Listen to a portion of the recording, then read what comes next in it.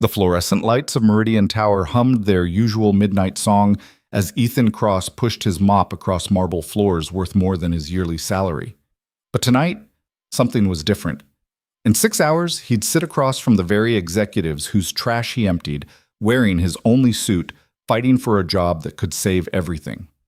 They didn't know the janitor cleaning their offices had an interview scheduled for 8 a.m. They didn't know about his son's medical bills or how close they were to losing their apartment. And they definitely didn't know he was about to walk into a room where being invisible was no longer an option. If you're watching from anywhere in the world, drop your city in the comments. I want to see how far this story travels. And hit that like button if you believe second chances aren't just lucky breaks. They're battles fought in silence. The thing about being a janitor in a building like Meridian Tower is that you become part of the architecture. People walk past you the same way they walk past fire extinguishers or exit signs. Necessary, sure, but not worth actually seeing. Ethan Cross had made peace with that 3 years ago when he took the night shift.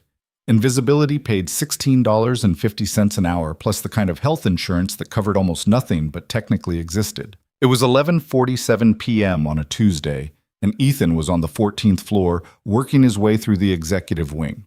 His cart rattled slightly.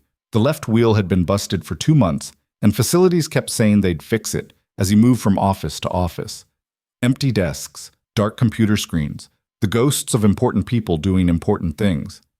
He stopped outside Richard Kemper's office, Vice President of Human Resources. The nameplate gleamed even in the dim emergency lighting. Ethan had emptied this trash can 5 nights a week for 3 years.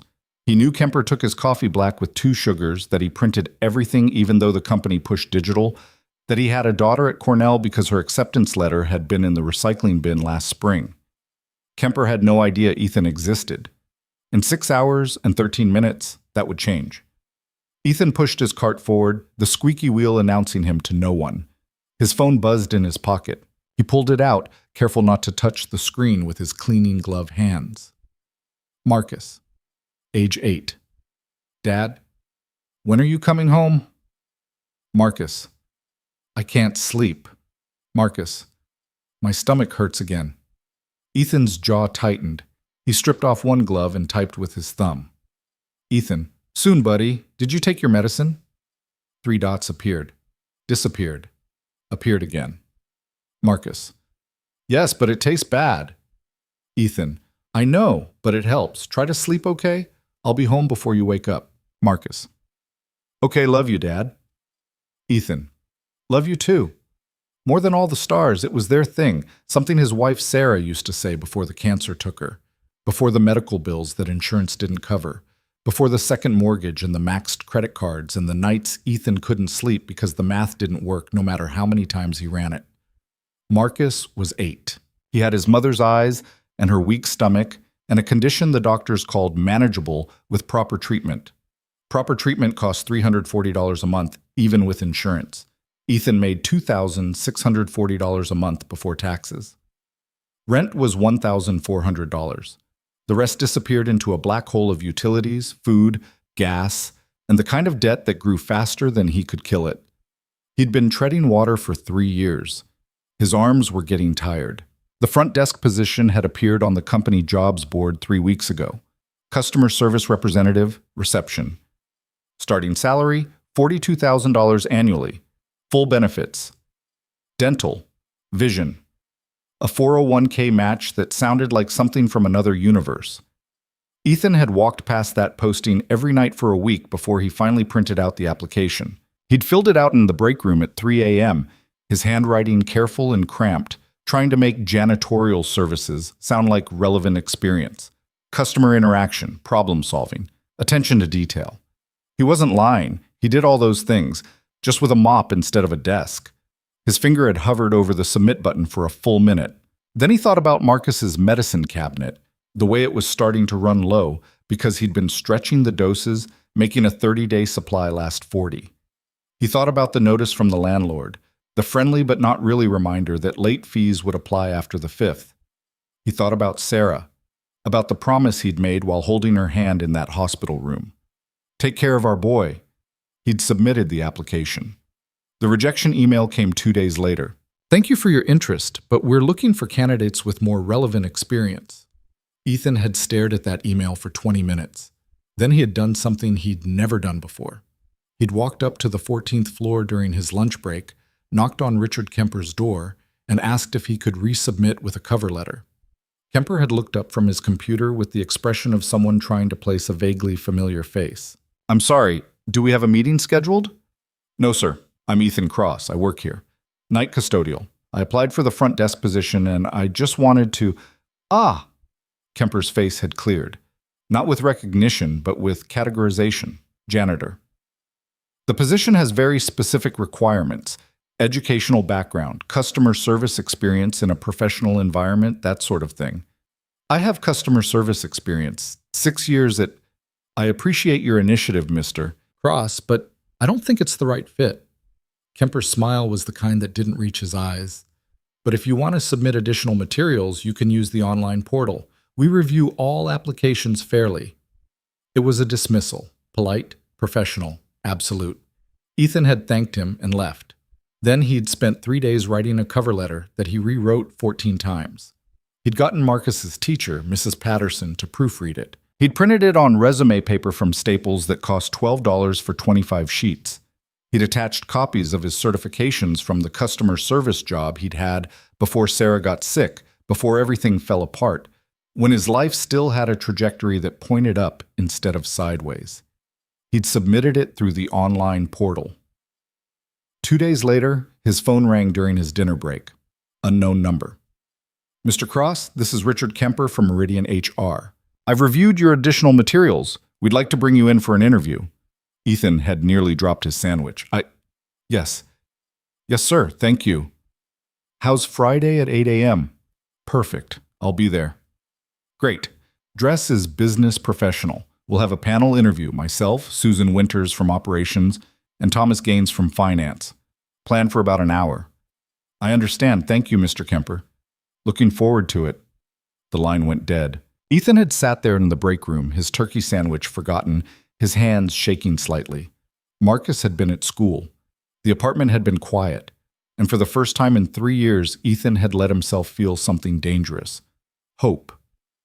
Now it was Friday morning, technically, 12:03 a.m., and Ethan was finishing his shift. He'd cleaned the 14th floor twice, making sure everything was perfect. He'd emptied every trash can, vacuumed every carpet, wiped down every surface. The executive wing gleamed. At 12:30, he clocked out. At 12:45, he was in the basement locker room, standing in front of the mirror. His suit hung on the back of his locker door.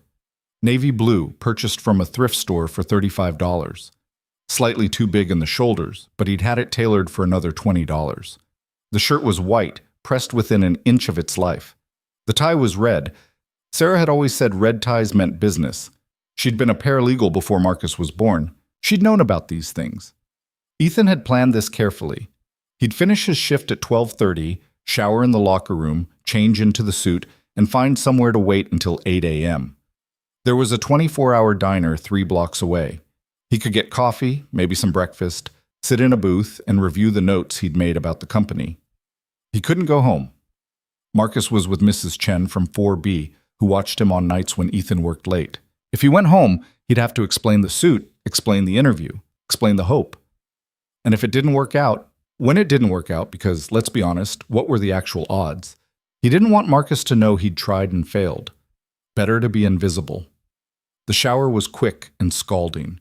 Ethan scrubbed away the smell of industrial cleaner and floor wax, washing his hair twice. He shaved carefully, nicking his jaw only once. The face in the mirror looked older than 34, tired, but presentable. The suit felt strange, foreign. He hadn't worn it since Sarah's funeral. He tied the red tie 3 times before it sat right. His hands remembered the motions: over, under, through, tighten. Sarah had taught him.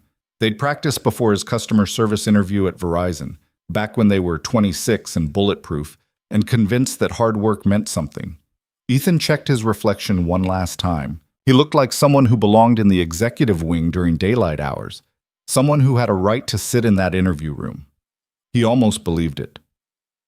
At 1:15 a.m., he locked his custodial uniform in his locker and walked out of Meridian Tower carrying a leather portfolio he'd borrowed from the library. The night air was cold, November pushing toward December, and his breath fogged in front of him. The diner was called Lucky's, which felt either prophetic or ironic depending on how you looked at it. Ethan slid into a booth near the back and ordered coffee. The waitress, name tag reading Brenda, probably in her 50s, the kind of tired that came from double shifts and bad tips, barely glanced at him. "Rough night?" she asked. "Long one," Ethan said. "Ain't they all?" She filled his cup. "You want food?" "Just coffee for now, thanks." She left the pot. "Holler if you need anything." Ethan spread his notes across the table. He'd researched everything he could find about Meridian Corporation. Founded 1987. Commercial real estate development and management. 42 properties across 7 states. Annual revenue north of $200 million. CEO Victoria Hale, 56. Harvard MBA. Reputation for being brilliant and terrifying in equal measure. The front desk position reported to operations, which meant Susan Winters. He'd seen her exactly twice in 3 years, once in the elevator, once walking through the lobby. Both times she'd been on her phone moving fast, looking through him. Thomas Gaines from finance was a mystery. Ethan had never seen him. And Richard Kemper, well, Kemper he knew. Sort of. The version of Kemper who existed in discarded coffee cups and printed emails. The version who stayed late on Thursdays and never on Fridays. Who had a photo of his daughter on his desk, but no wedding ring. Ethan knew these people without them knowing him at all. He reviewed the questions he'd prepared. Why do you want this position? What relevant skills do you bring? Where do you see yourself in 5 years? That last one was tough. In 5 years, Ethan saw Marcus healthy. In high school. Maybe even thinking about college without the weight of impossibility crushing the dream before it started. In 5 years, Ethan saw himself not choosing between groceries and medicine, not lying awake calculating which bill could be paid late without devastating consequences. But you couldn't say that in an interview. I see myself growing with the company, he'd written in his notes, taking on additional responsibilities, building a career. It sounded hollow, professional. The kind of answer people wanted to hear. The truth was messier. The truth was desperation dressed up in a thrift store suit, sitting in a 24-hour diner at 2 a.m., rehearsing lines like an actor preparing for a role. The coffee was bad, but hot. Ethan drank 3 cups. At 3:30, a man stumbled in, clearly drunk, and started arguing with Brenda about whether the kitchen served breakfast yet. It didn't. The man got loud. Brenda got louder. Eventually, the cook, a mountain of a guy with tattoos up both arms, appeared from the back and the drunk man decided breakfast could wait. Ethan watched the whole thing with the detached interest of someone who'd seen 1,000 small dramas play out in public spaces. People at their worst, their weakest, their most human. Brenda came by with the pot. Sorry about that. No problem. You sure you don't want food? Eggs are decent. Ethan checked his wallet. $23. He needed at least 10 for the week, which left 13. Breakfast would be 8 with tip. I'm okay. Thanks, though. She looked at him, really looked, and Ethan saw recognition in her eyes. Not of him specifically, but of the thing he was. Someone counting dollars, someone making choices. Refills are free, she said, and if you need the booth for a while, no one's going to bother you. I appreciate that. She left the pot again. At 5 a.m., the diner started filling up. Construction workers grabbing coffee before job sites. Nurses ending graveyard shifts. The early morning people who kept the city running while everyone else slept. Ethan gathered his notes and moved to the counter, making room. He ordered a muffin, $2.50, and made it last an hour, taking small bites, making it count. At 6:30, he used the diner's bathroom to check his appearance one more time. The suit still looked good, the tie was straight, his eyes were tired but alert. 3 cups of bad coffee would do that. At 7:15, he left Lucky's. Brenda was on break, but he left a $5 tip anyway. The walk back to Meridian Tower took 8 minutes. The morning sun was just starting to break through the city skyline, turning the glass and steel into something almost beautiful. Ethan had seen this building 1,000 times in darkness. Daylight made it different, sharper, more real. The lobby was starting to wake up. Security guard at this desk. Martin, who'd worked there as long as Ethan, and probably knew his face but not his name. Early arrivals heading to the elevators, the morning cleaning crew finishing up, Ethan signed in at the visitor's log. Martin glanced up. Help you? Ethan Cross. I have an 8 a.m. interview with HR. Martin checked his computer. Yep, got you here. 14th floor. Elevators are on the right. Thanks. The elevator ride felt like it took an hour. Ethan watched the numbers climb. Thought about all the times he'd taken service elevators, freight elevators, the kind that didn't have mirrors or music. This one had both. The music was something instrumental and forgettable. The mirror showed him a man in a suit who almost looked like he belonged. 14th floor. The doors opened. Ethan stepped out into the executive wing he'd cleaned 1,000 times. It looked different in daylight. The marble floors he'd mopped gleamed. The artwork on the walls, abstract pieces he'd dusted weekly, suddenly seemed intentional, chosen. Everything was polished and perfect and expensive. The reception desk sat empty. It was 7:52 a.m. His interview was at 8. Can I help you? Ethan turned. A woman in her 30s, carrying a coffee cup the size of a small bucket, was looking at him with professional curiosity. I'm Ethan Cross. I have an interview with Mr. Kemper. Oh, yes, he mentioned. I'm Rebecca, his assistant. You're early. Better than late, she smiled. True. Conference room B is just down the hall. Can I get you anything? Water? Coffee? Water would be great, thank you. No problem. Have a seat. I'll grab that for you and let them know you're here. The conference room was exactly what Ethan expected. Long table, leather chairs, a wall of windows overlooking the city. He'd cleaned this room every Thursday night. He knew the scratches on the table's surface, the slight stain on the carpet near the window that wouldn't come out no matter what he tried. Rebecca returned with water in an actual glass, not a paper cup. They'll be with you in just a minute. Thank you. She closed the door. Ethan was alone. He sat in one of the chairs, not at the head of the table, that would be presumptuous, but not at the far end either, somewhere in the middle, visible but not demanding. He took a sip of water. He waited. At 8:03, the door opened. Richard Kemper walked in first, followed by a woman in her 40s with sharp features and sharper eyes, Susan Winters, and a man about 60 with gray hair and the kind of face that had permanent frown lines, Thomas Gaines. Kemper extended his hand. Mr. Cross, good to see you again. Ethan stood, shook. Kemper's grip was firm and brief. This is Susan Winters, Director of Operations, and Thomas Gaines, our CFO. More handshakes. Susan's grip was surprisingly strong. Thomas barely made contact. They sat across from him. Kemper in the middle, Susan on his right, Thomas on his left. The classic panel formation. Ethan had watched YouTube videos on panel interviews, read articles, prepared as much as anyone could prepare. Kemper opened a folder. Ethan recognized his application materials. So, Kemper began, let's start with the basics. Tell us a bit about yourself and why you're interested in this position.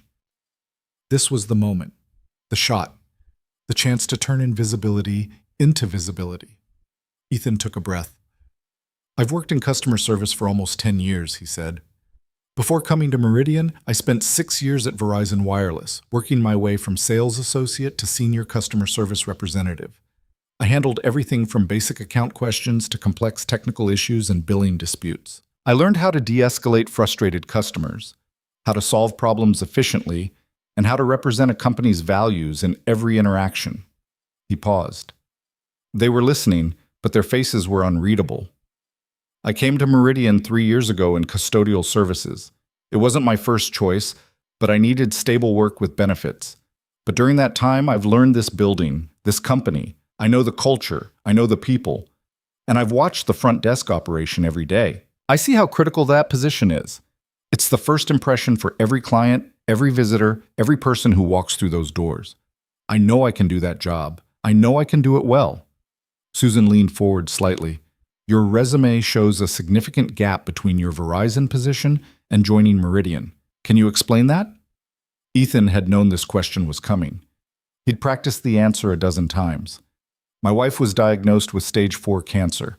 I became her primary caregiver while also caring for our son. After she passed, I needed flexible work that could accommodate my responsibilities as a single parent. Custodial night shift provided that flexibility. The room went quiet.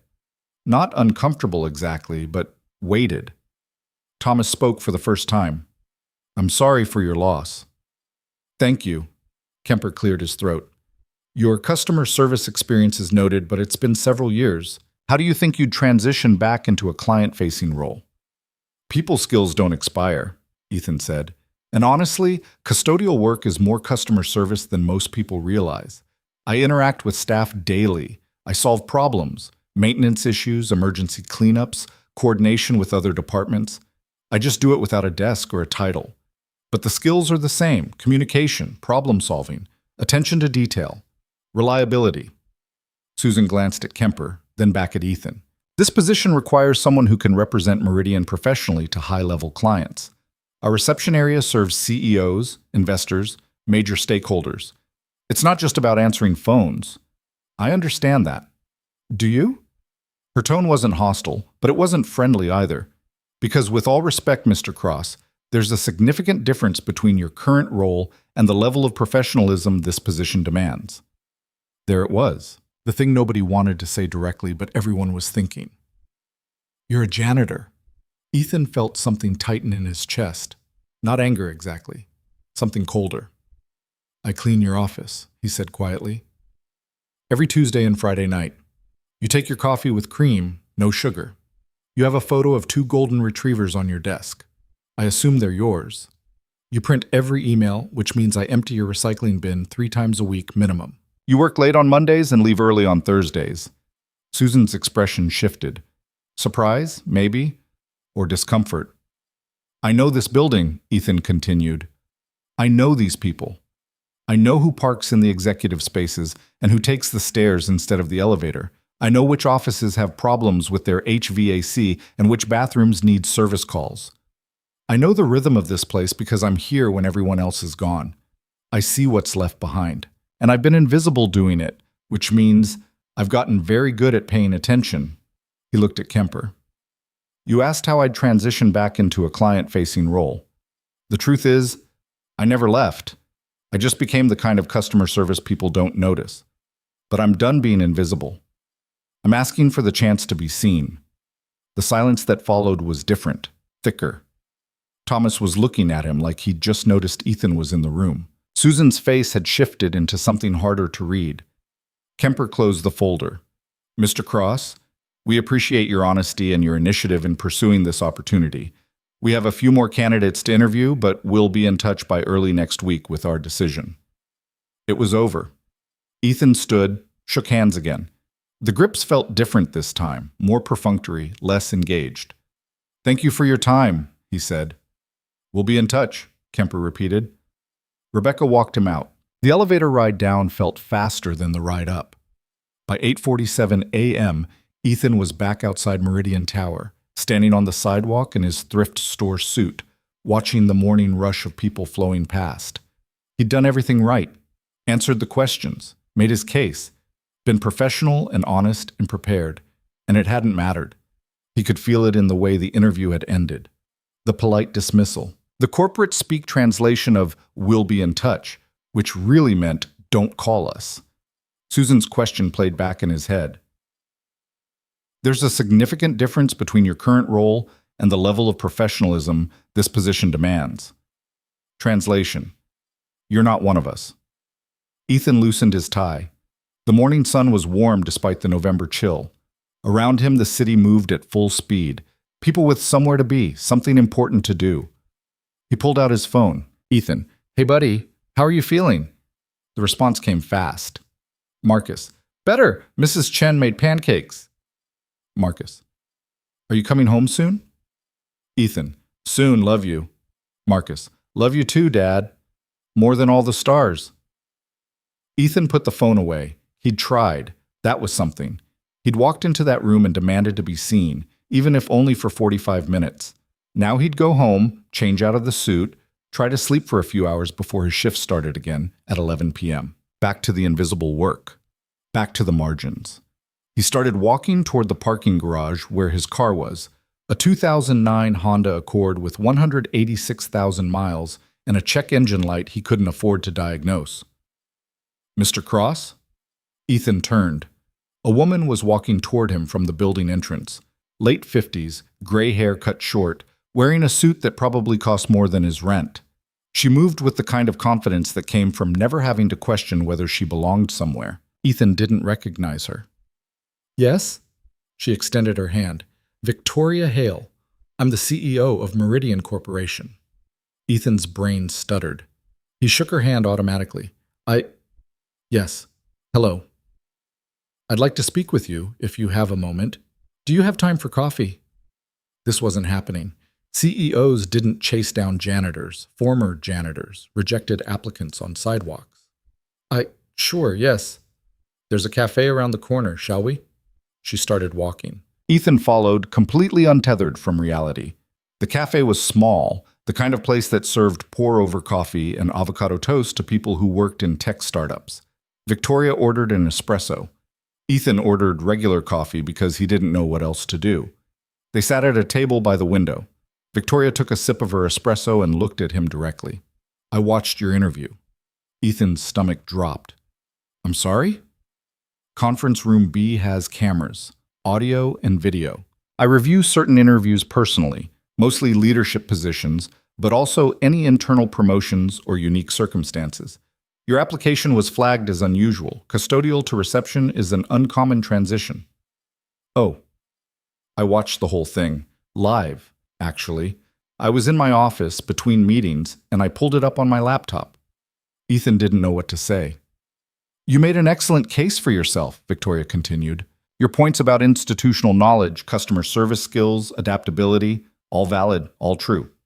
But Susan, Richard, and Thomas didn't see it that way. I gathered that. Victoria smiled, but it wasn't warm. I've run this company for 12 years. I've seen a lot of interviews. Most people perform. They give the answers they think we want to hear.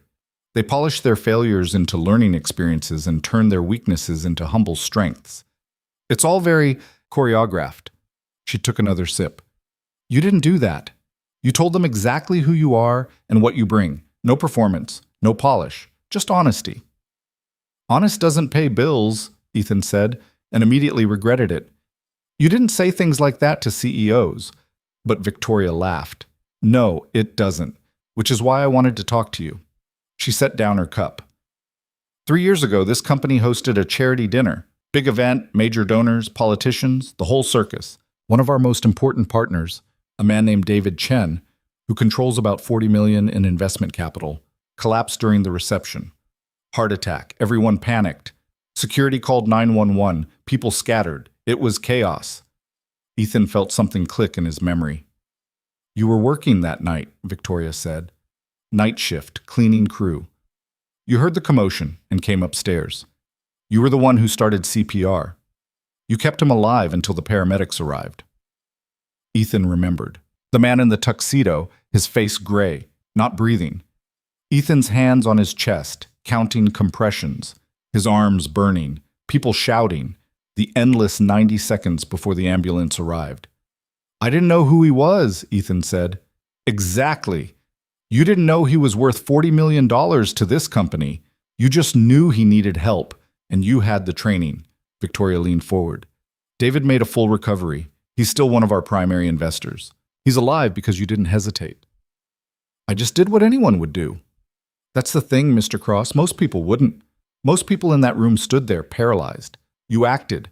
No one even thanked you properly. Security took your statement and sent you back to work. Ethan shrugged. I had floors to finish. Victoria was quiet for a moment, studying him. I've thought about that night more than you'd imagine, she said finally. About how someone that competent, that composed under pressure, was emptying trash cans at midnight. About what that said about our company. About how we see people. She pulled out her phone, typed something, set it aside. Your interview this morning confirmed what I suspected.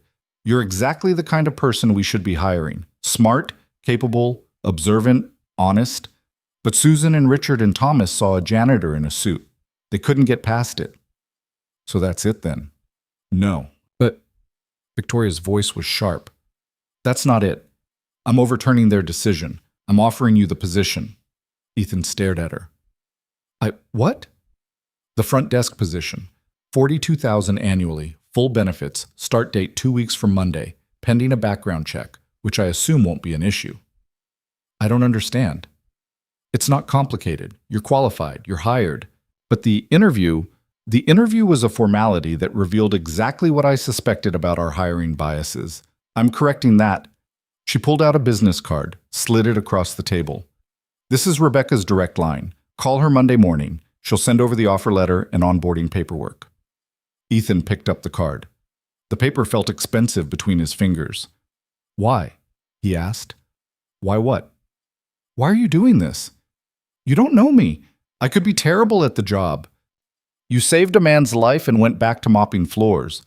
I think you'll handle answering phones just fine. That's not the same thing, isn't it? Victoria stood. Both require seeing what needs to be done and doing it. Both require staying calm under pressure. Both require giving a damn about doing the work right, even when no one's watching. She extended her hand again. Ethan stood, shook it. Don't make me regret this, Mr. Cross. I won't. Good. I'll see you in 2 weeks. She left. Ethan stood there in the coffee shop holding her business card, trying to process what had just happened. His phone buzzed. Marcus. Dad, can we have pizza tonight? Ethan looked at the message, looked at the card, looked out the window at the city that suddenly seemed full of different possibilities. He typed back. Ethan. Yeah, buddy, we can have pizza. Ethan. Extra cheese. The pizza that night cost $18.47 with tax. Ethan paid in cash, a 10, a 5, and the rest in quarters he'd been collecting in a jar by the door. The delivery guy didn't care. Marcus didn't notice. He was too busy picking off the pepperonis and arranging them in a circle on his plate like some kind of ritual. You're supposed to eat them, not play with them, Ethan said, but there wasn't much heat in it. He was watching his son, really watching him, in a way he hadn't let himself do in weeks. The kid was thin, too thin. His wrists looked like they could snap if you held them wrong. They taste better in a pattern, Marcus said seriously. That's not how taste works. How do you know? You never try it. Fair point. Ethan grabbed a pepperoni off his own slice and placed it carefully on the edge of his plate. There. Pattern. Marcus grinned. He had Sarah's smile, the kind that took over his whole face. You have to make a circle, Dad. One isn't a pattern. One is the loneliest number. What? Never mind. Eat your pizza. They ate in the living room because the kitchen table was covered in mail Ethan hadn't opened yet. Bills, mostly. Things that could wait until Monday or Tuesday, or whenever he had the stomach to look at numbers that didn't add up. The TV was on, some cartoon about talking animals saving the world, but the volume was low. Background noise. Ethan's phone sat on the coffee table between them. He kept looking at it. Victoria Hale's business card was in his wallet, which was in his back pocket, which meant it was basically burning a hole through his jeans and into his skin. He hadn't told Marcus yet. Hadn't told anyone. The whole thing still felt unreal, like something that would evaporate if he examined it too closely. CEOs didn't offer jobs over coffee. They didn't overturn hiring committees because a janitor gave good CPR 3 years ago. Except apparently, this one did. Dad, you're doing it again, Marcus said. Doing what? The face. What face? The one where you look like you're solving math. Marcus made an expression that was probably supposed to be Ethan thinking, but mostly looked like he was constipated. That face. I don't look like that. You do. Mrs. Chen says you think too loud. Mrs. Chen talks too much. She says that too. Ethan laughed despite himself. Mrs. Chen was 72, had lived in apartment 4B for 30 years, and had opinions about everything. She'd started watching Marcus on Ethan's night shifts about 6 months ago, after the previous babysitter moved to Oregon. She charged $20 a night, which was half what anyone else wanted, and she fed Marcus things like homemade dumplings and weird Chinese soups that he claimed to hate, but always finished. How was school today? Ethan asked, trying to shift the subject away from his face. Marcus shrugged, the universal 8-year-old signal for fine, but I don't want to talk about it. Marcus? What? How was school? Another shrug. Okay. Did something happen? No. You're using your lying voice. I don't have a lying voice. You do. It goes up at the end. Like a question. Marcus stared at his pizza pattern. Dylan said his dad makes more money than you. Ethan felt something cold settle in his stomach. Did he? Yeah, he said his dad's an engineer and engineers make lots of money, and my dad's just a janitor, so we're probably poor. The word hung there between them. Poor. Like it was something shameful, something you could catch. What did you say? Ethan asked carefully. I said you work hard and it doesn't matter what job you have. Marcus looked up. His eyes were wet, but he wasn't crying. Sarah's eyes, stubborn and bright. But then Dylan said his family's going to Disney World for Christmas and asked where we're going. And? I said we're staying home because home is better anyway. Ethan's chest hurt. Come here. Marcus climbed onto the couch next to him. He was getting too big for this, all elbows and knees, but he still fit under Ethan's arm the way he had when he was 5. Dylan's not wrong, Ethan said quietly. I am a janitor, and we don't have a lot of money. Those are facts. But you work hard. I do. But hard work doesn't always mean money, bud. Sometimes it just means tired. Marcus was quiet for a moment. Then, do you hate it? Your job? Ethan thought about that. The honest answer was complicated. He hated the hours. Hated coming home when Marcus was asleep and leaving before he woke up. Hated the way people looked through him like furniture. But the work itself? Cleaning was straightforward. You saw the mess, you fixed it, you moved on. There was something almost meditative about it when you stopped fighting what it was.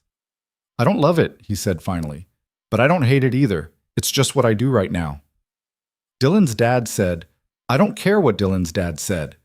Ethan's voice came out sharper than he meant. He softened it. Listen, people are going to have opinions about our life, about what I do, how much we have, where we live. None of that matters. What matters is we take care of each other. That's the deal. You and me, right? Right. So Dylan can go to Disney World. Good for Dylan. We've got pizza and a couch and that stupid cartoon you like. We're doing fine. Marcus nodded, but he didn't look convinced. He looked like a kid who'd just learned the world kept score and his team was losing. Ethan wanted to tell him about the interview, about Victoria Hale and the job offer and how everything was about to change. But he couldn't. Not yet. Not until the offer letter was in his hand, signed and real. He'd learned not to promise things he couldn't guarantee. They finished the pizza. Marcus fell asleep during the 3rd episode of the cartoon, his head on Ethan's shoulder. Ethan carried him to bed, still light enough for that, barely, and tucked him in. The medicine bottles on Marcus's nightstand caught the light from the hallway. 3 different prescriptions. 2 of them were running low. Ethan closed the door quietly and went back to the living room. The TV was still on. He turned it off. The apartment went silent except for the hum of the refrigerator and the muffled sounds of the couple upstairs arguing about something. He pulled out his wallet. Victoria's business card looked official and expensive, the kind with raised lettering you could feel with your thumb. He read it for probably the 20th time since this morning. Victoria Hale, Chief Executive Officer. Direct line. Email. The Meridian Corporation logo embossed in silver. Call Rebecca on Monday. She'll send the offer letter. 2 weeks' notice at his current job. Background check. Start date November 28th. $42,000 annually. Ethan did the math in his head because he couldn't help it. That was $3,500 a month before taxes. Maybe $2,700 after. Almost double what he made now. Marcus's medicine would be covered. The copays would be manageable. They could pay rent on time. Maybe even save something. Maybe. He should have felt relieved, grateful, something. Instead, he felt suspicious. People like Victoria Hale didn't hand out jobs because you saved someone's life 3 years ago. There was always an angle, always something you weren't seeing. His phone buzzed, text from a number he didn't recognize. Unknown. This is Rebecca from Meridian HR. Ms. Hale asked me to reach out. Are you available for a call Monday at 9 a.m. to discuss next steps? Ethan stared at the message. His thumb hovered over the keyboard. Ethan. Yes. I'll be available. Rebecca. Perfect. I'll send a calendar invite. Looking forward to working with you. Working with you. Not for you. With. The whole thing felt wrong in a way Ethan couldn't articulate, like a door opening that should have stayed closed. like someone had changed the rules of a game he'd already learned to lose. He opened his email on his phone, scrolled through the junk and the bills until he found the rejection email from 3 weeks ago. Thank you for your interest, but we're looking for candidates with more relevant experience. Richard Kemper had sent that. The same Richard Kemper who'd sat across from him this morning, shaking his hand, asking questions he already knew the answers to. Ethan wasn't stupid. He knew what had happened in that interview. Susan Winter's question about professionalism. Thomas Gaines barely making eye contact. The polite dismissal wrapped in corporate speak. They'd made their decision before he walked in the room. He was a janitor applying for a real job. Of course they were going to say no. Then Victoria Hale had appeared like some kind of deus ex machina and overruled them all. Why? The CPR thing was real. Ethan remembered that night clearly. The charity dinner, the man collapsing, the chaos. He'd been upstairs replacing paper towels in the executive bathroom when he heard shouting. By the time he got to the reception hall, people were just standing there, staring, nobody doing anything. The man on the floor was gray, not breathing. Ethan had dropped to his knees and started compressions without thinking. 30 compressions, 2 breaths, count out loud. Don't stop. Someone had called 911. Someone else was crying. Ethan kept going until the paramedics arrived and took over. Security had taken his statement, asked if he was okay, sent him back to work. He'd never heard about it again.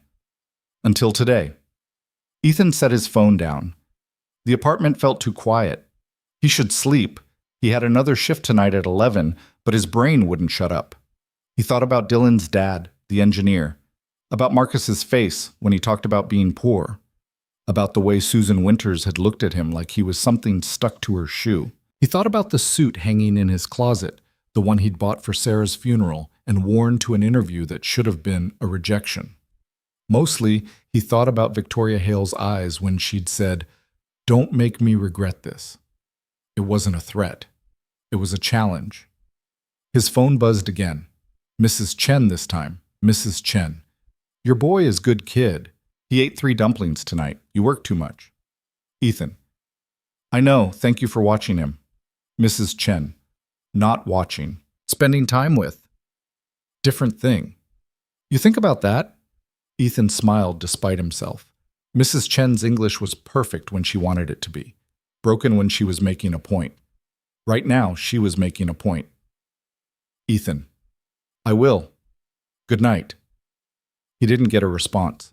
Mrs. Chen didn't believe in good night texts. You said good night in person or not at all. At 10:30 p.m., Ethan changed into his work uniform. Navy blue pants, matching shirt with Meridian Janitorial Services embroidered on the pocket, steel-toe boots that had seen better days. The uniform was comfortable in the way things got comfortable when you wore them every day for 3 years. He checked on Marcus one more time before leaving. The kid was sprawled across his bed, one leg hanging off the side, mouth open, dead asleep. The medicine bottles on the nightstand caught the hallway light. Ethan adjusted the blanket, kissed Marcus's forehead, and left. The drive to Meridian Tower took 15 minutes at this hour. The Honda's check engine light glowed orange on the dashboard. Ethan had learned to ignore it. As long as the car started and moved forward, everything else was optional. He parked in the employee lot behind the building.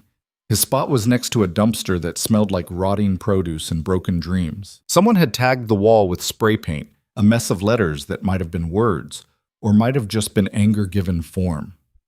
The night crew was already gathering near the service entrance, 6 people total, including Ethan. There was Maria, who'd been doing this for 15 years and had opinions about the correct way to mop a floor. James, a college student working his way through a computer science degree. Darius, who never talked about why he was here but showed up on time and did his work. Linda, who was 63 and saving for retirement. And Paul, the night supervisor, who'd been with the company since before Meridian Tower existed. "Ethan," Paul said, checking his clipboard, "you're on 14 tonight. Executive wing, conference rooms, break room. Maria's got the lower floors. James and Darius are splitting the gym and parking garage." "Got it." "You okay? You look tired." "Always tired." Paul nodded like that made sense. "Anything happens, radio me. Building's got some event tomorrow morning, so everything needs to be perfect." "When isn't it perfect?" Smart ass, get to work. The service elevator smelled like industrial cleaner and old coffee. Ethan loaded his cart, mop, bucket, cleaning solution, trash bags, the vacuum that had a tendency to overheat if you ran it too long. The cart's left wheel squeaked. He made a mental note to fix it, same as he'd been making that mental note for 2 months. 14th floor, executive wing. The doors opened. The hallway was dark except for emergency lighting. Ethan flipped the switches and the fluorescents hummed to life, casting everything in that particular shade of institutional white that made everyone look slightly dead. He started with the bathrooms. Men's first. 2 stalls, 2 urinals, 3 sinks. Someone had missed the urinal entirely and hit the wall. Ethan cleaned it without emotion. This was the job. You didn't get to choose what messes people made. The women's bathroom was cleaner, but someone had left a full coffee cup on the sink counter. The coffee had gone cold and developed a film on top. Ethan dumped it, rinsed the cup, left it by the sink in case someone came back for it. Conference room B was next. The room where he'd sat this morning, wearing his suit, making his case. It looked different now, smaller. The table had coffee rings on it that hadn't been there before. Someone's meeting, someone's important discussion about important things. Ethan wiped down the table, vacuumed the carpet, paying special attention to the stain near the window that never quite came out. Emptied the trash, crumpled paper, a banana peel, someone's printed agenda for a meeting about Q4 projections. He was finishing the windows when his radio crackled. "Ethan, you copy?" He grabbed it. "Yeah, Paul. Got a spill in the lobby. Coffee machine malfunction. Need you down here." "On my way." The lobby was chaos. The coffee machine had apparently decided to die dramatically, spewing coffee grounds and water across the marble floor in a pattern that looked almost artistic. Paul was standing there with a mop, looking betrayed. "This thing's been acting up for weeks," he said. "Facilities keep saying they'll replace it." Facilities says a lot of things. "No kidding." They cleaned it together, working in the rhythm of people who'd done this before. Ethan mopped while Paul dealt with the machine itself, unplugging it and putting up an out-of-order sign that no one would read. "You hear about the new hire?" Paul asked, wringing out his mop. Ethan's stomach dropped. "What?" "Front desk position. Kemper's been interviewing people all week. Word is they're bringing someone on before Thanksgiving." "Oh, yeah?" "Yeah, Maria heard it's some kid fresh out of college. Business degree, internship at some tech company. Real go-getter type." Paul shook his head. "Good for them, I guess. Hope they last longer than the last one." "What happened to the last one?" "Quit after 6 months. Said the job was too stressful." Paul laughed. "Too stressful. They answered phones and smiled at people. Try cleaning up after a Christmas party sometime. Then talk to me about stress." Ethan kept mopping. His brain was trying to process what Paul had just said. They're bringing someone on before Thanksgiving. Some kid fresh out of college. Not him, someone else. Victoria Hale's offer was bullshit. Had to be. Or Paul's information was wrong, or... "You okay?" Paul was looking at him weird. "Fine. Just tired." "You said that already." "Still true." They finished the lobby in silence. Ethan went back to the 14th floor. His hands were shaking slightly as he pushed the cart. The wheel squeaked its usual protest. He pulled out his phone, checked his email. Nothing new. Checked his texts, just the one from Rebecca confirming Monday's call. Maybe Paul was wrong. Maybe the information was old. Maybe... His phone rang. Unknown number. At 1:47 a.m. Ethan answered. "Hello? Mr. Cross, this is Victoria Hale. I apologize for the late hour. Do you have a moment?" His heart was doing something complicated in his chest. "Yes, I'm at work, but yes. I wanted to touch base before the weekend. Rebecca mentioned she'd reached out about Monday's call." "She did. I confirmed." "Good. I also wanted to address something that might come up." Victoria's voice was crisp, professional. "You're going to hear rumors about the hiring decision, about other candidates, about why I made the choice I made. I want you to ignore all of it. Okay?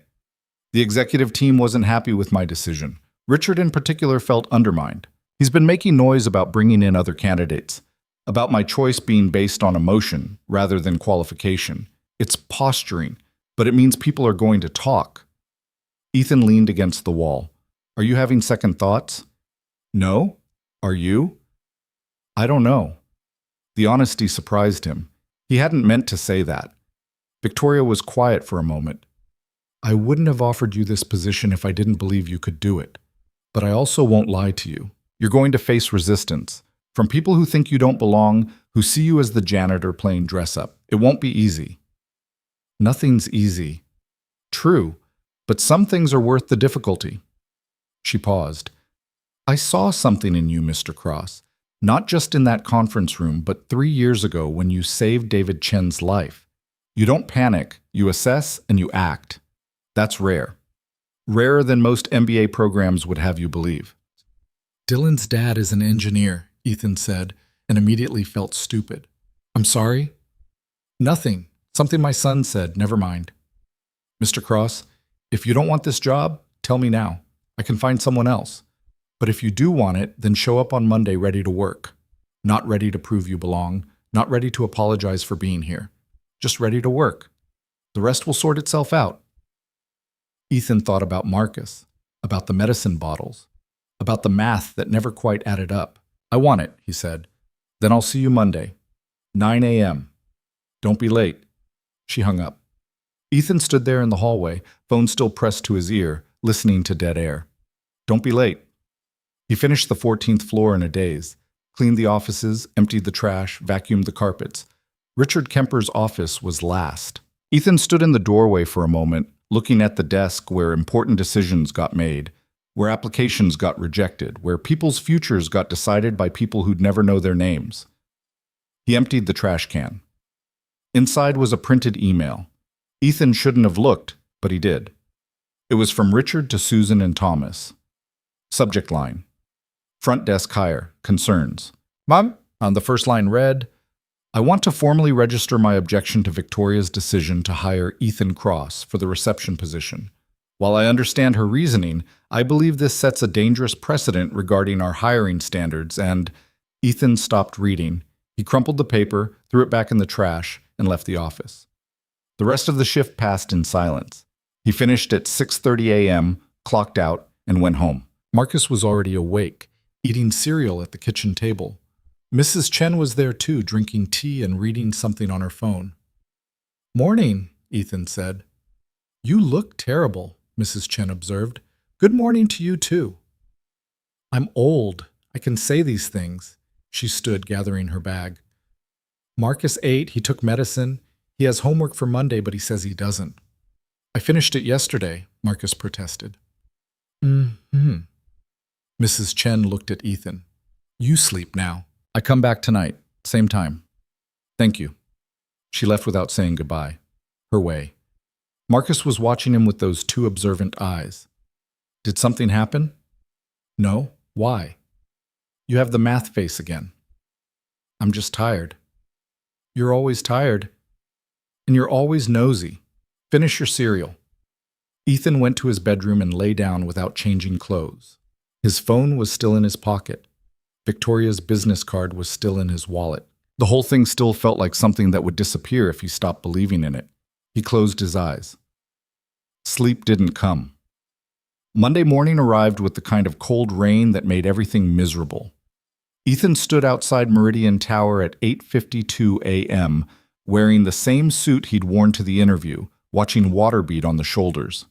He hadn't brought an umbrella because he didn't own one that worked. The cheap Jedi one from the dollar store had broken 2 months ago, and buying a new one felt like admitting defeat to the weather. His phone showed 3 missed calls from a number he didn't recognize and 1 voicemail. He'd ignored them all weekend. If it was important, they'd call back. If it wasn't, it didn't matter. The lobby security guard was different from Friday. Younger guy, maybe 25, with the kind of mustache that wanted to be taken seriously but wasn't quite there yet. Help you? He asked without looking up from his computer. Ethan Cross. I have a 9 o'clock with Rebecca in HR. The guard checked something on his screen, frowned. Don't see you on the visitor list. Can you call up to HR? Rebecca should be expecting me. Hold on. The guard picked up the phone, dialed, waited. Yeah, this is security. Got an Ethan Cross here, says he's got a meeting with Rebecca. Pause. Uh-huh. Okay. He hung up and slid a visitor badge across the desk. 14th floor. She'll meet you at the elevator. Ethan clipped the badge to his jacket. The laminated card said visitor in red letters. He'd worn an employee badge for 3 years. Different color, different access level, different world. Now he was a visitor in the building he cleaned. The elevator ride felt longer than it should have. His reflection in the mirrored walls showed a man who looked like he'd slept in his car, which wasn't far from the truth. He'd managed maybe 3 hours Saturday night, then spent Sunday overthinking everything while Marcus played video games and asked periodic questions about whether they could get a dog. The answer was no. Dogs cost money. Dogs needed space. Dogs were for people whose lives had room for something other than survival. The elevator dinged. 14th floor. Rebecca was waiting, just like the guard said. She looked different than Ethan remembered, younger, maybe, or just less formal. Her hair was down instead of pulled back, and she was wearing slacks and a sweater instead of the blazer she'd had on Friday. "Mr. Cross," she said, smiling. "Right on time. How are you?" "Wet, mostly." She laughed. "It's miserable out there. Come on, let's get you dried off. There's coffee in the conference room." They walked past the reception desk, the empty reception desk that was supposed to be his in 2 weeks, and down the hallway. Conference room A this time, not B, smaller, more intimate. A table that sat 6 instead of 12. Victoria Hale was already there, sitting at the head of the table with a laptop open and a cup of coffee that smelled expensive. She looked up when they entered. "Mr. Cross, you made it. You said don't be late. And you listened. Good start." She gestured to a chair. "Sit. Rebecca's going to walk you through the offer letter and onboarding paperwork. Should take about an hour, then I'd like to discuss your training schedule." Ethan sat. Rebecca pulled a folder from her bag, actual paper, not digital, and set it in front of him. "This is your official offer letter," she said, opening to the first page. "Salary is $42,000 annually, paid bi-weekly. Health insurance starts on your first day, dental and vision after 90 days. You'll have 10 days PTO in your first year, increasing to 15 after year 2. There's a 401k match up to 4% after 6 months. Ethan stared at the numbers. They looked different printed on official paper. More real, more terrifying. You'll need to sign on page 3 and initial on pages 1, 2, and 4, Rebecca continued. We'll also need 2 forms of ID for the I-9, and you'll need to complete a background check authorization. Victoria was watching him over her coffee cup. Questions? What about my current position? Ethan asked. Custodial? Do I need to give notice? Already handled, Victoria said. I spoke with Paul over the weekend. You're released from night shift effective immediately. Your final paycheck will include payment through Friday plus unused PTO.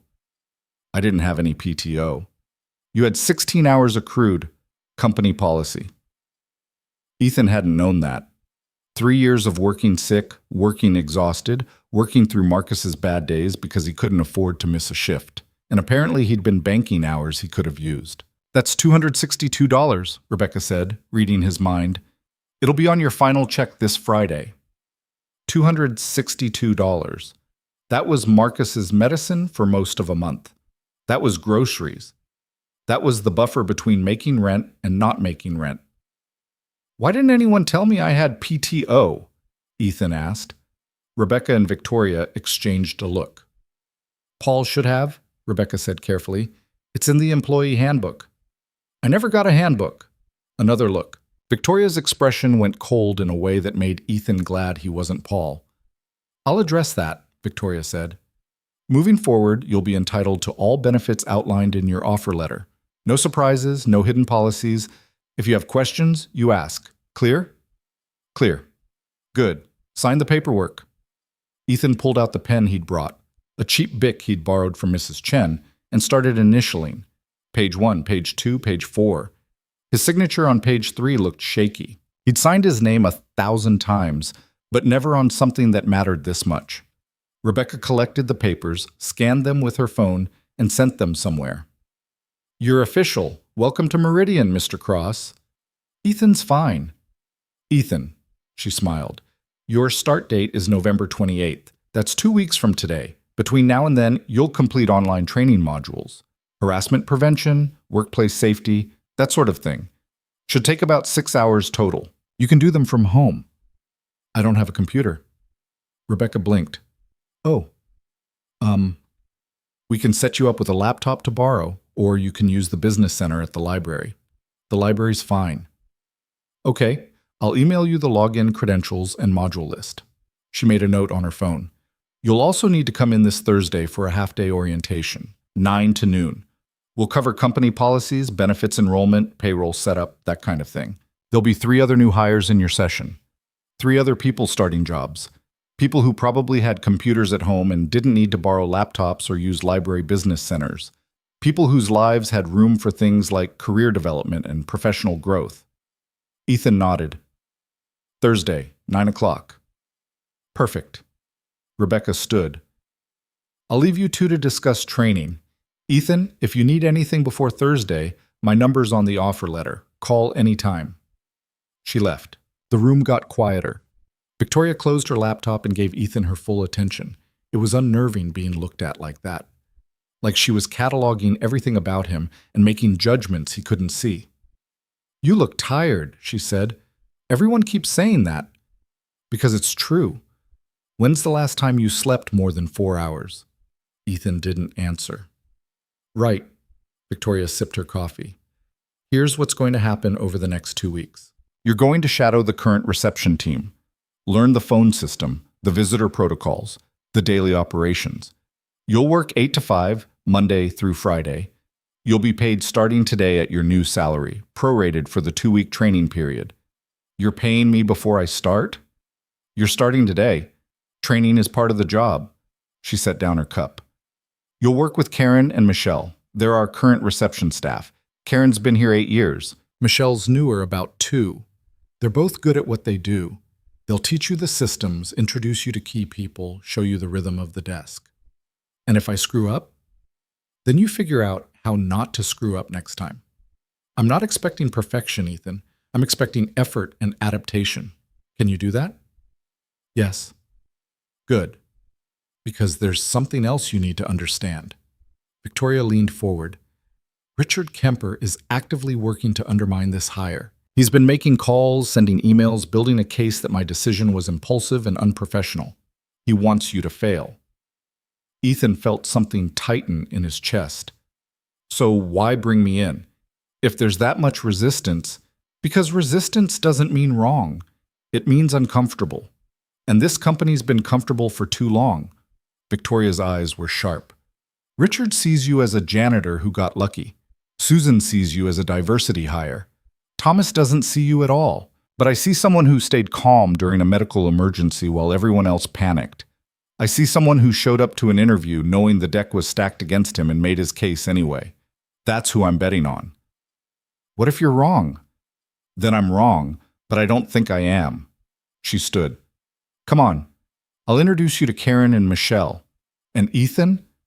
Stop waiting for permission to believe you deserve this. You signed the paperwork. You're here. That's not luck. That's you choosing to walk through the door. They left the conference room and headed toward the reception desk. Ethan could see 2 women working there, one older, 50s maybe, with short gray hair and reading glasses on a chain. The other younger, early 30s, with dark skin and long braids pulled into a ponytail. Karen and Michelle. They both looked up as Victoria approached. Their expression shifted through confusion, recognition, and something else Ethan couldn't quite read. Good morning, Victoria said. I want to introduce you to Ethan Cross. He'll be joining the reception team starting the 28th. Between now and then, he'll be shadowing you both to learn the ropes. Karen's smile was professional but warm. Nice to meet you, Ethan. Michelle's smile was tighter. Welcome. Ethan, this is Karen Foster and Michelle Grant. They'll get you set up today. If you have questions, ask them. They know this desk better than anyone. Victoria checked her watch. I have a meeting. Karen, Michelle, take good care of him. She left. The 3 of them stood there for a moment in the kind of awkward silence that happens when someone important walks away and leaves strangers together. Karen broke it first. Well, let's get you started. You ever worked a reception desk before? Not exactly. I did customer service at Verizon for 6 years, but that was phone-based, not in person. Phone skills transfer. That's good. She gestured to the desk. This is home base. We've got a multi-line phone system, visitor log, building directory, and emergency protocols. On any given day, we're handling anywhere from 20 to 50 visitors, plus internal calls, package deliveries, and whatever random fires need putting out. Michelle was watching him with an expression that wasn't quite hostile, but definitely wasn't friendly. You're the janitor, right? Ethan met her eyes. I was. But Paul mentioned you applied for this position. Didn't realize you got it. Neither did I until Friday. Michelle turned back to her computer. Well, we run a tight ship here. The desk is the face of the company.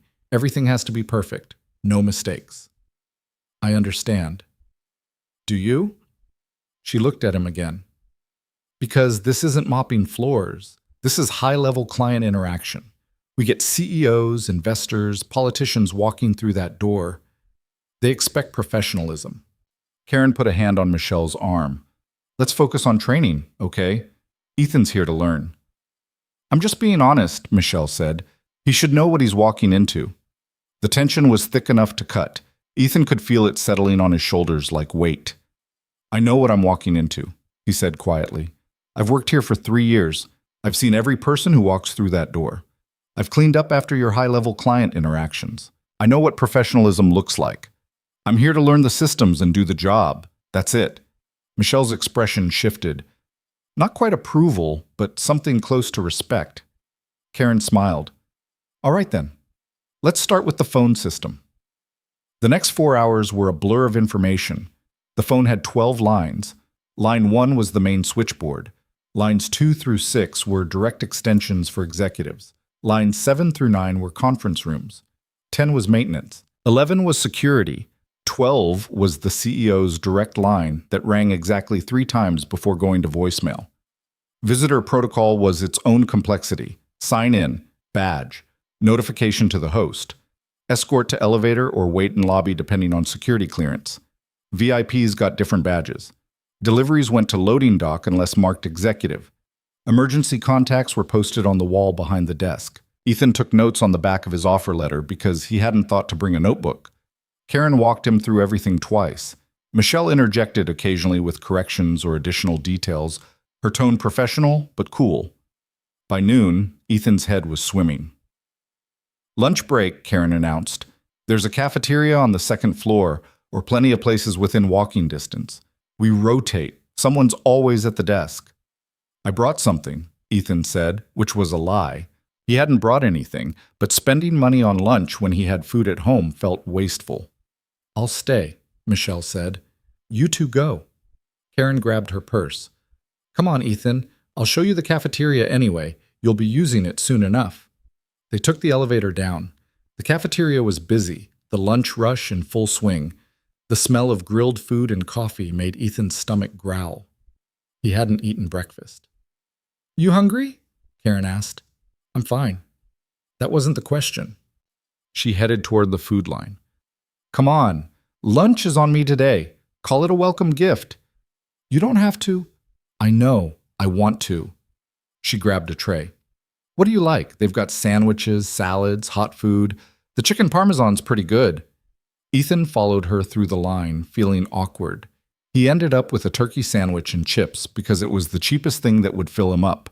Karen got a salad and soup. They found a table near the windows. The rain had stopped, but the sky was still gray. Don't mind Michelle, Karen said, opening her soup. She's protective of the desk. Her last job was at a law firm that ran her into the ground. She came here looking for something more stable. Took her a while to relax. She doesn't trust me. She doesn't know you. There's a difference. Karen took a bite of salad. But honestly, you handled that well. She was testing you. Did I pass? You didn't back down. That counts. She smiled. Can I ask you something? And you can tell me to mind my business if you want. Sure. Why this job? I know you were in custodial, and that's honest work, but this is a big shift. What made you apply? Ethan looked at his sandwich. The bread was white, soft. The kind that probably cost $4 at the cafeteria, but would cost $1 at the grocery store. He thought about Marcus, about medicine bottles and rent notices, and the math that never worked. I have a son, he said finally. He's 8. He's got some medical stuff that costs money. The insurance on custodial barely covered anything. I needed something better. Karen nodded. That's a good reason. Is it? Or is it just desperation with a backstory? Those aren't mutually exclusive. She sipped her soup. I've been doing reception for 15 years, started as a temp, worked my way up. You know why I stayed? Why? Because I'm good at it. Not because it's glamorous or impressive. Because I can solve problems, handle stress, and make people feel welcome when they walk through the door. That matters. It's not saving lives, but it's not nothing either. She looked at him directly. You're going to hear a lot of opinions about whether you belong here. Most of them will be garbage. The only opinion that matters is yours. Do you think you can do this job? I don't know yet. That's honest. I respect that. She finished her soup. For what it's worth, I think you can. Victoria doesn't make bad bets, and you showed up today ready to learn. That's more than a lot of people do. They finished lunch, walked back upstairs. Michelle was on the phone when they returned, her tone smooth and professional. She waved at them and kept talking. Karen took Ethan through the computer system, email, calendar, visitor database, maintenance requests. Everything was organized, color-coded, cross-referenced. There was a rhythm to it once you understood the pattern. You'll get it, Karen said. Might take a week or two, but it'll click. At 3 o'clock, a man in his 60s walked through the lobby. Expensive suit, leather briefcase, the kind of walk that said he owned whatever room he entered. Michelle straightened immediately. Mr. Chen, she said warmly. Good afternoon. David Chen, the man Ethan had saved 3 years ago. Chen smiled at Michelle. Afternoon. Is Victoria available? I know I'm early for our meeting. Let me check. Michelle picked up the phone, dialed. Mr. Chen is here for his 3:30. Pause. Perfect. I'll send him up. She hung up. She's ready for you. Conference room A. Thank you, Michelle. Chen turned toward the elevator, then stopped. He was looking at Ethan, really looking. I'm sorry, Chen said slowly. Have we met? Ethan's throat went dry. I don't think so. Chen frowned, like he was trying to pull something from memory. You look familiar, very familiar. I work here. Maybe you've seen me around. Maybe. But Chen didn't look convinced. He studied Ethan for another moment, then shook his head. Sorry, must be mixing you up with someone else. Have a good afternoon. He headed to the elevator. Karen was watching Ethan with curious eyes. That was weird. Yeah. Do you know him? No? It wasn't technically a lie. He didn't know David Chen. He just kept him alive while strangers screamed and waited for ambulances. The rest of the afternoon passed without incident. At 5 o'clock, Karen logged out of the computer and stretched. That's it for today. You did good, Ethan. Really.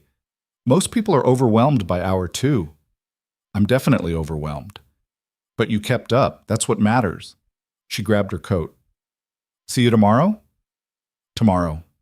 Michelle was already gone, her desk cleared and locked. Ethan gathered his things, which was just the offer letter with notes scribbled on the back, and headed to the elevator. The lobby was emptying out. End of business day. People heading home to lives that included things like dinner plans and gym memberships and probably working umbrellas. Ethan's phone buzzed. Marcus. Mrs. Chen made dumplings again. Marcus. Can you bring dessert? Ethan. What kind? Marcus. Ice cream. Ethan. Maybe. Depends. Marcus. On what, Ethan? On whether you did your homework. Marcus. I did. I promise. Marcus. Chocolate ice cream, please. Ethan smiled despite himself. Ice cream was $3 at the grocery store. They had $3. They could do ice cream. Ethan. Okay, see you soon. He walked to his car. The rain had started again, light and cold. The Honda started on the second try, which was better than usual. The check engine light glowed its faithful orange. On the drive home, Ethan thought about David Chen's face. The recognition that almost happened. The moment that could have changed everything if Chen had remembered. But he hadn't, and maybe that was better. Ethan didn't want to be the janitor who saved someone's life. He didn't want to be the charity case or the feel-good story or whatever narrative people wanted to build around him. He wanted to be the guy who showed up, did the work, and proved he belonged. That was harder, less dramatic, more honest. He stopped at the grocery store and bought chocolate ice cream. Thursday's orientation started in a conference room Ethan had never cleaned. Third floor, tucked in the back corner near the accounting department, with windows that overlooked the parking garage instead of the city. 3 other people were already there when he arrived at 8:55 a.m. 2 women in their 20s, both wearing business casual like they'd studied the dress code, and a guy about Ethan's age in khakis and a button-down that still had the package creases. Rebecca was setting up a projector. She looked up when Ethan walked in. "Morning, grab a seat anywhere. We'll start in a few minutes." Ethan sat in the back row. The guy with the creased shirt sat 2 seats over and nodded. "Hey, I'm Jeff." "Ethan." "First day?" "Sort of. I've been training this week." Nice. "What department?" "Reception." Jeff's eyebrows went up slightly. "Cool. I'm in IT. Help desk." He said it like he was trying to convince himself it was interesting. "You worked corporate before?" "Not like this." One of the women turned around.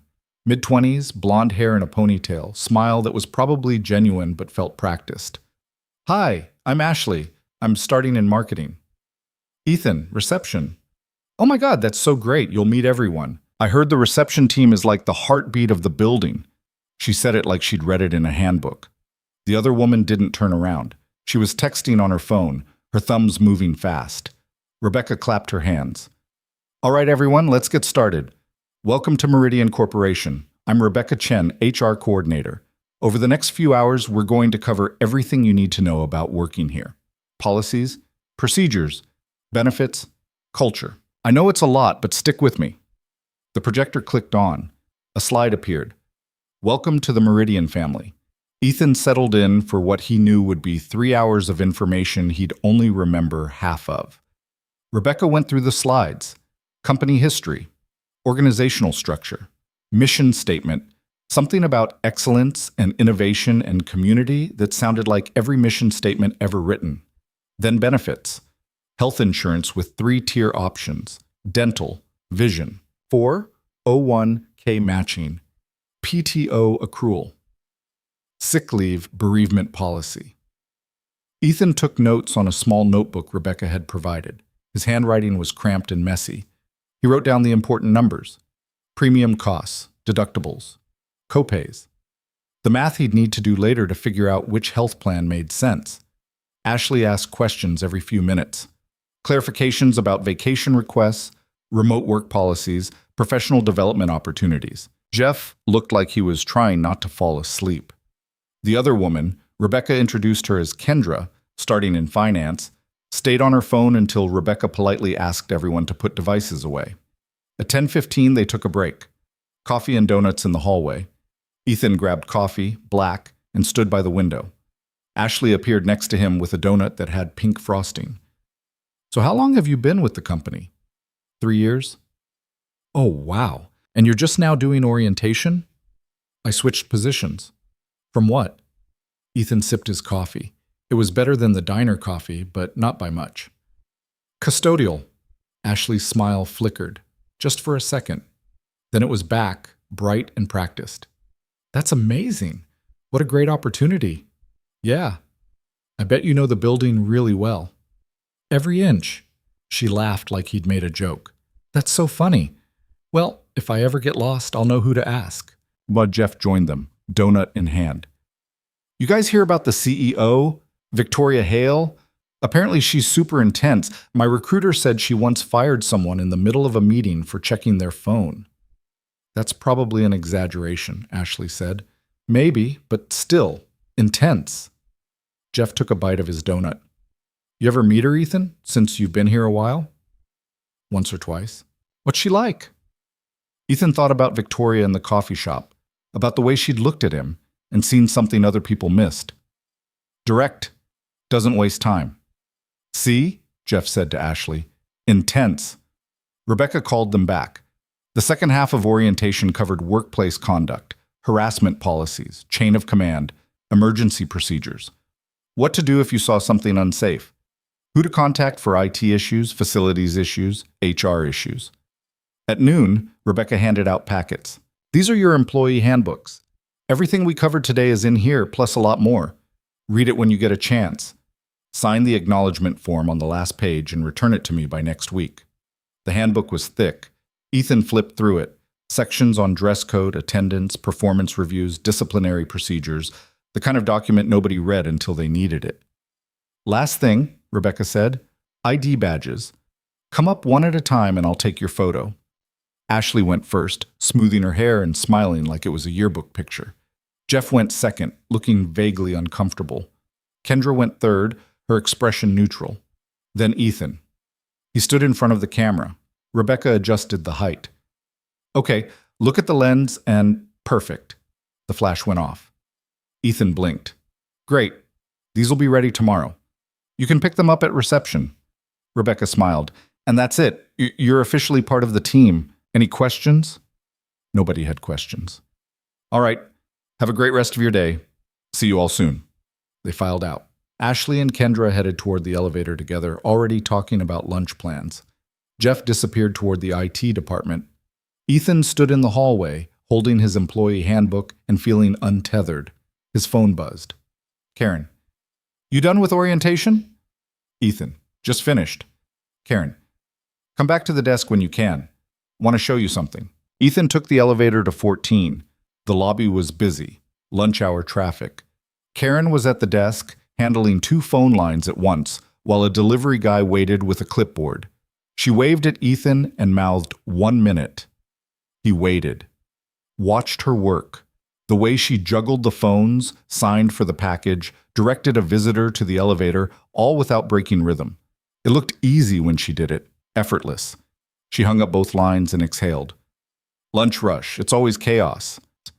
She grabbed something from under the desk. Here, early Christmas present. It was a small notebook, wire-bound, professional-looking. The cover said Meridian Corporation in embossed letters. For your notes, Karen said. Figured you'd need something better than the back of your offer letter. Ethan turned it over in his hands. You didn't have to do this. I know, but you're doing good work this week. I wanted you to know someone noticed. Something in Ethan's chest went tight. He couldn't remember the last time someone had given him something just because. Thank you. Don't get emotional on me. But she was smiling. Now, go get lunch. Michelle's covering until 1. Ethan grabbed his jacket and headed out. He'd brought a sandwich from home this time, peanut butter and jelly, the kind Marcus ate, and he ate it on a bench outside the building.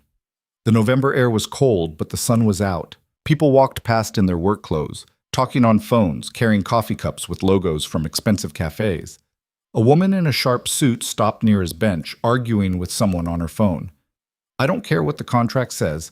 We need that property assessment by Monday or the whole deal falls apart. Pause. Then make it happen. That's what we pay you for. She hung up and kept walking. Ethan finished his sandwich and went back inside. The afternoon was quieter. Karen walked him through the scheduling system for conference rooms, showed him how to handle vendor check-ins, explained the protocol for emergency lockdowns, which apparently involved specific language over the PA system and coordination with security. Has there ever been an actual lockdown? Ethan asked. Twice. Once for a gas leak in the parking garage. Once because someone called in a bomb threat that turned out to be a prank. Karen's face was serious. The important thing is not to panic. People look to this desk for guidance. You stay calm, they stay calm. And if you're not calm, you fake it until you are. That's the job. At 3:30, David Chen walked through the lobby again. This time Michelle was on break and Karen was on the phone, which meant Ethan was alone at the desk. Chen approached with the same confident stride. He looked tired today, older maybe, lines around his eyes that Ethan didn't remember from Monday. Good afternoon, Ethan said, his voice steadier than he felt. Chen looked at him, that same flicker of recognition. Afternoon. I'm here to see Victoria, 4:00 meeting. I'll let her know you're here. Ethan picked up the phone, dialed Rebecca's extension. Mr. Chen is here for his 4:00 with Ms. Hale. Pause. Yes. He hung up. She's running a few minutes behind. You can wait here or in conference room C. I'll wait here, thanks. Chen didn't move. He was still studying Ethan's face. I'm sorry, but I have to ask. Have we met before? Outside of this building? Ethan's heart was doing something complicated. I don't think so. You're sure? Because you look incredibly familiar, and it's driving me crazy. I have one of those faces. Chen laughed. Maybe. Or maybe I'm just getting old and everyone's starting to look the same. He extended his hand. David Chen. Ethan shook it. The hand he'd done CPR on. The chest he'd compressed 30 times before breathing twice. The man who'd been gray and not breathing while people screamed. Ethan Cross. Nice to meet you, Ethan. You new here? New to this position. I've worked here a while.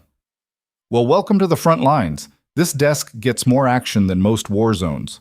Chen's phone buzzed. He checked it. Ah, Victoria's ready. Thanks, Ethan. No problem. Chen headed to the elevator. Ethan watched him go, his hands shaking slightly. He put them under the desk where no one could see.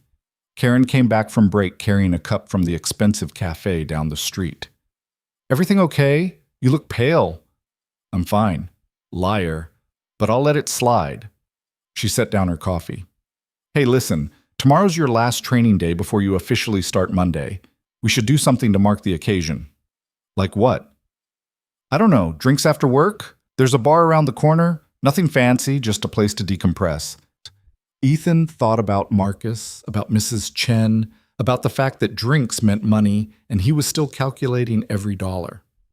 I have my son. Bring him. To a bar? It's got food, burgers, fries, that kind of thing. Families go there all the time. Karen pulled out her phone. Here, look. She showed him the place on Google Maps. O'Malley's, Irish pub. Reviews mentioned good food and reasonable prices. Not the kind of place that would judge a single dad bringing his 8-year-old. I don't know, Ethan said. Come on, one drink, one burger. Celebrate getting through training without running away screaming. You've earned it. Maybe he had. Maybe it would be good for Marcus to see him doing something normal, something that wasn't just work and worry. Okay, Ethan said. What time? 5:30? Gives us time to wrap up the day. 5:30? Karen smiled. Perfect. I'll text Michelle. Make it a team thing. The rest of the day passed in a blur of phone calls and visitor logs. At 5 o'clock, Karen started shutting down her computer. Michelle appeared from wherever she'd been, looking ready to leave. You're still coming tonight, right? Karen asked Ethan. Yeah, I need to pick up my son first. We'll meet you there. Great. Michelle, you in? Michelle hesitated. I don't know, You have plans to go home and watch Netflix. I checked. Karen grabbed her purse. Come on. One drink. Team bonding. Fine. One drink. They left together. Ethan headed to his car, texting Mrs. Chen on the way. Ethan, can you watch Marcus until 6? I'll pick him up then. Mrs. Chen, why? You have date? Ethan, no, work thing. Mrs. Chen,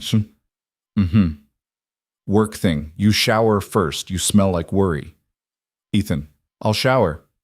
Mrs. Chen, and good. Marcus is eating snack.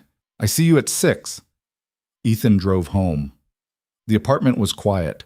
He showered fast, changed into jeans and a sweater that didn't have any stains. Looked at himself in the bathroom mirror. The face looking back was still tired, but maybe less tired than a week ago. Maybe. At 6:05, he knocked on Mrs. Chen's door. She opened it wearing an apron covered in flour. You're late, she said. It's 6:05. Like I said, late, she called over her shoulder. Marcus, your father is here. Marcus appeared, his face lighting up. Dad, Mrs. Chen showed me how to make dumplings. Look at my hands. His hands were covered in flour. Very impressive, Ethan said. Go wash up. We're going out. Where? To get burgers with some people from my work. Marcus's eyes went wide. Like a party? Like dinner, with people I work with. That's a party. Marcus ran to wash his hands. Mrs. Chen looked at Ethan with those sharp eyes that saw too much. You're making friends. I'm having dinner with coworkers. Same thing. This is good. You need people. She handed him a small container. Dumplings. For later. Don't eat all the burger. Bad for your stomach. Yes, ma'am. Marcus came back, hands clean, jacket already on. Ready. They drove to O'Malley's. The parking lot was half full. Through the windows, Ethan could see Karen and Michelle already seated at a booth near the back. Karen waved. Remember, Ethan said to Marcus, best behavior. I'm always best behavior.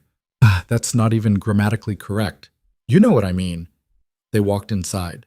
The place smelled like beer and fried food. Music played from speakers, something classic rock that Ethan didn't recognize. Karen stood up when she saw them. You must be Marcus, she said, smiling. I'm Karen. I work with your dad. Marcus shook her hand solemnly. Nice to meet you. Very polite. I like him already. Karen gestured to the booth. Sit, we just ordered drinks. Ethan slid in next to Michelle, Marcus next to Karen. The booth was worn but comfortable. A waitress appeared almost immediately. What can I get you folks? Water for him, Ethan said, nodding at Marcus. And I'll have... He looked at the beer list. Everything was $8 to $10. Water for me too. Come on, Karen said. You're celebrating. Get a beer. I'm driving. One beer won't kill you. Michelle and I are splitting nachos and wings if you want to share. Ethan looked at Marcus, who was studying the kids' menu with intense concentration. Okay, whatever's on draft. The waitress nodded and left. Michelle was watching Marcus. How old are you?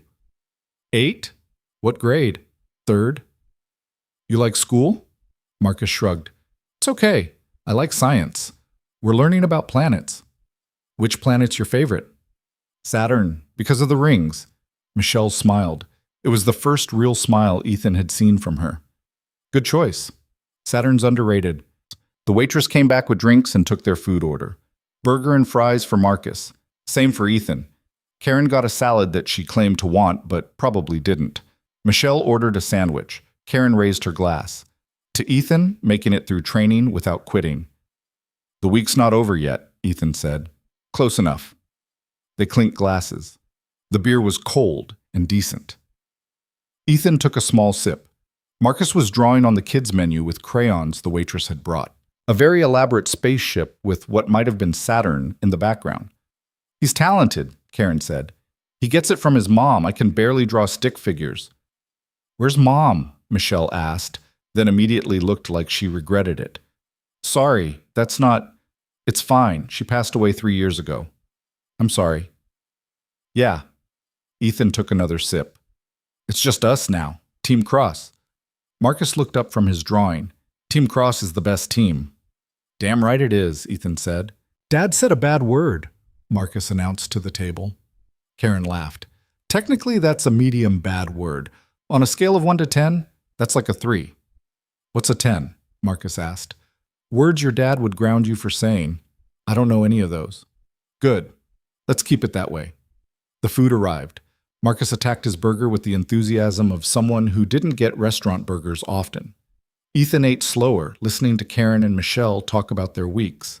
Office gossip. A meeting that ran too long. Someone in accounting who kept microwaving fish in the break room. You'll meet all the characters soon enough, Karen said to Ethan. Every office has them. The fish microwaver, the person who doesn't refill the coffee pot, the one who replies all to every email. Don't forget the person who heats up leftover curry at 9 in the morning, Michelle added. Is that a crime? It should be. Ethan found himself relaxing. The beer helped. The food helped. But mostly it was the conversation. Normal people talking about normal things. No one asking if he deserved to be here. No one looking at him like he was a problem to solve. Marcus finished his burger and went back to his drawing. Karen leaned over to look. That's really good. What is it? It's a spaceship going to Saturn. That's me. He pointed to a stick figure in the window. And that's my dad. Another stick figure, this one with what might have been a tie. Where are you going? To explore. Dad says space is infinite, which means there's always more to see. Your dad's a smart guy. Marcus looked at Ethan with serious eyes. He's the smartest. Something in Ethan's chest cracked a little. He cleared his throat. Finish your fries. They stayed another hour. The conversation drifted. Karen talked about her dogs. 2 golden retrievers she'd mentioned before. Michelle talked about her sister's wedding coming up in December. Ethan mostly listened, offering comments when appropriate, watching Marcus color. At 7:30, Marcus started yawning. "That's our cue," Ethan said, reaching for the check. Karen grabbed it first. "My treat. Remember? You paid for lunch Monday. And I'm paying for this too. Call it a training completion gift." She handed the waitress a card before Ethan could argue. Outside, the November air was sharp and cold. Karen pulled her coat tight. "This was nice. We should do it again sometime." "Yeah," Ethan said, and meant it. Michelle bent down to Marcus's level. "It was nice meeting you. Keep drawing. You're good at it." "Thanks." Marcus yawned again. "Dad, can we go home?" "Yeah, buddy. Say thank you."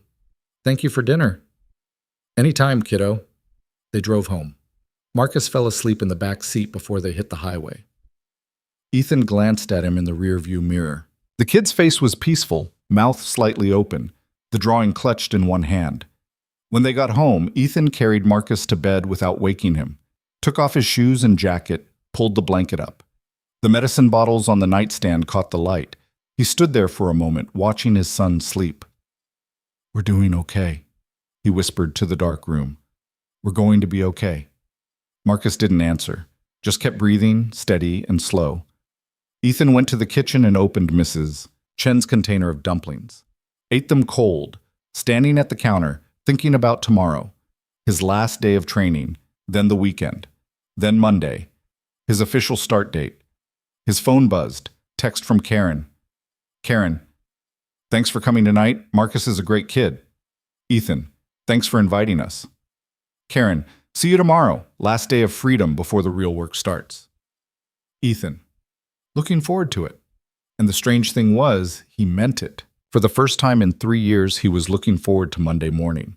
Not dreading it, not calculating how to survive it, actually looking forward to it. He finished the dumplings, washed the container, set it aside to return to Mrs. Chen. Checked his email one more time, nothing urgent, just a reminder from Rebecca about picking up his ID badge tomorrow. Ethan Cross, reception, Meridian Corporation. It still didn't feel real, but maybe it would.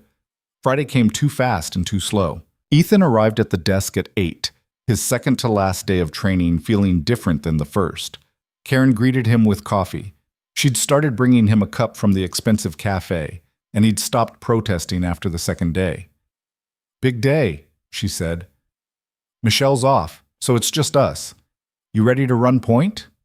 Ethan's stomach flipped. "Run point?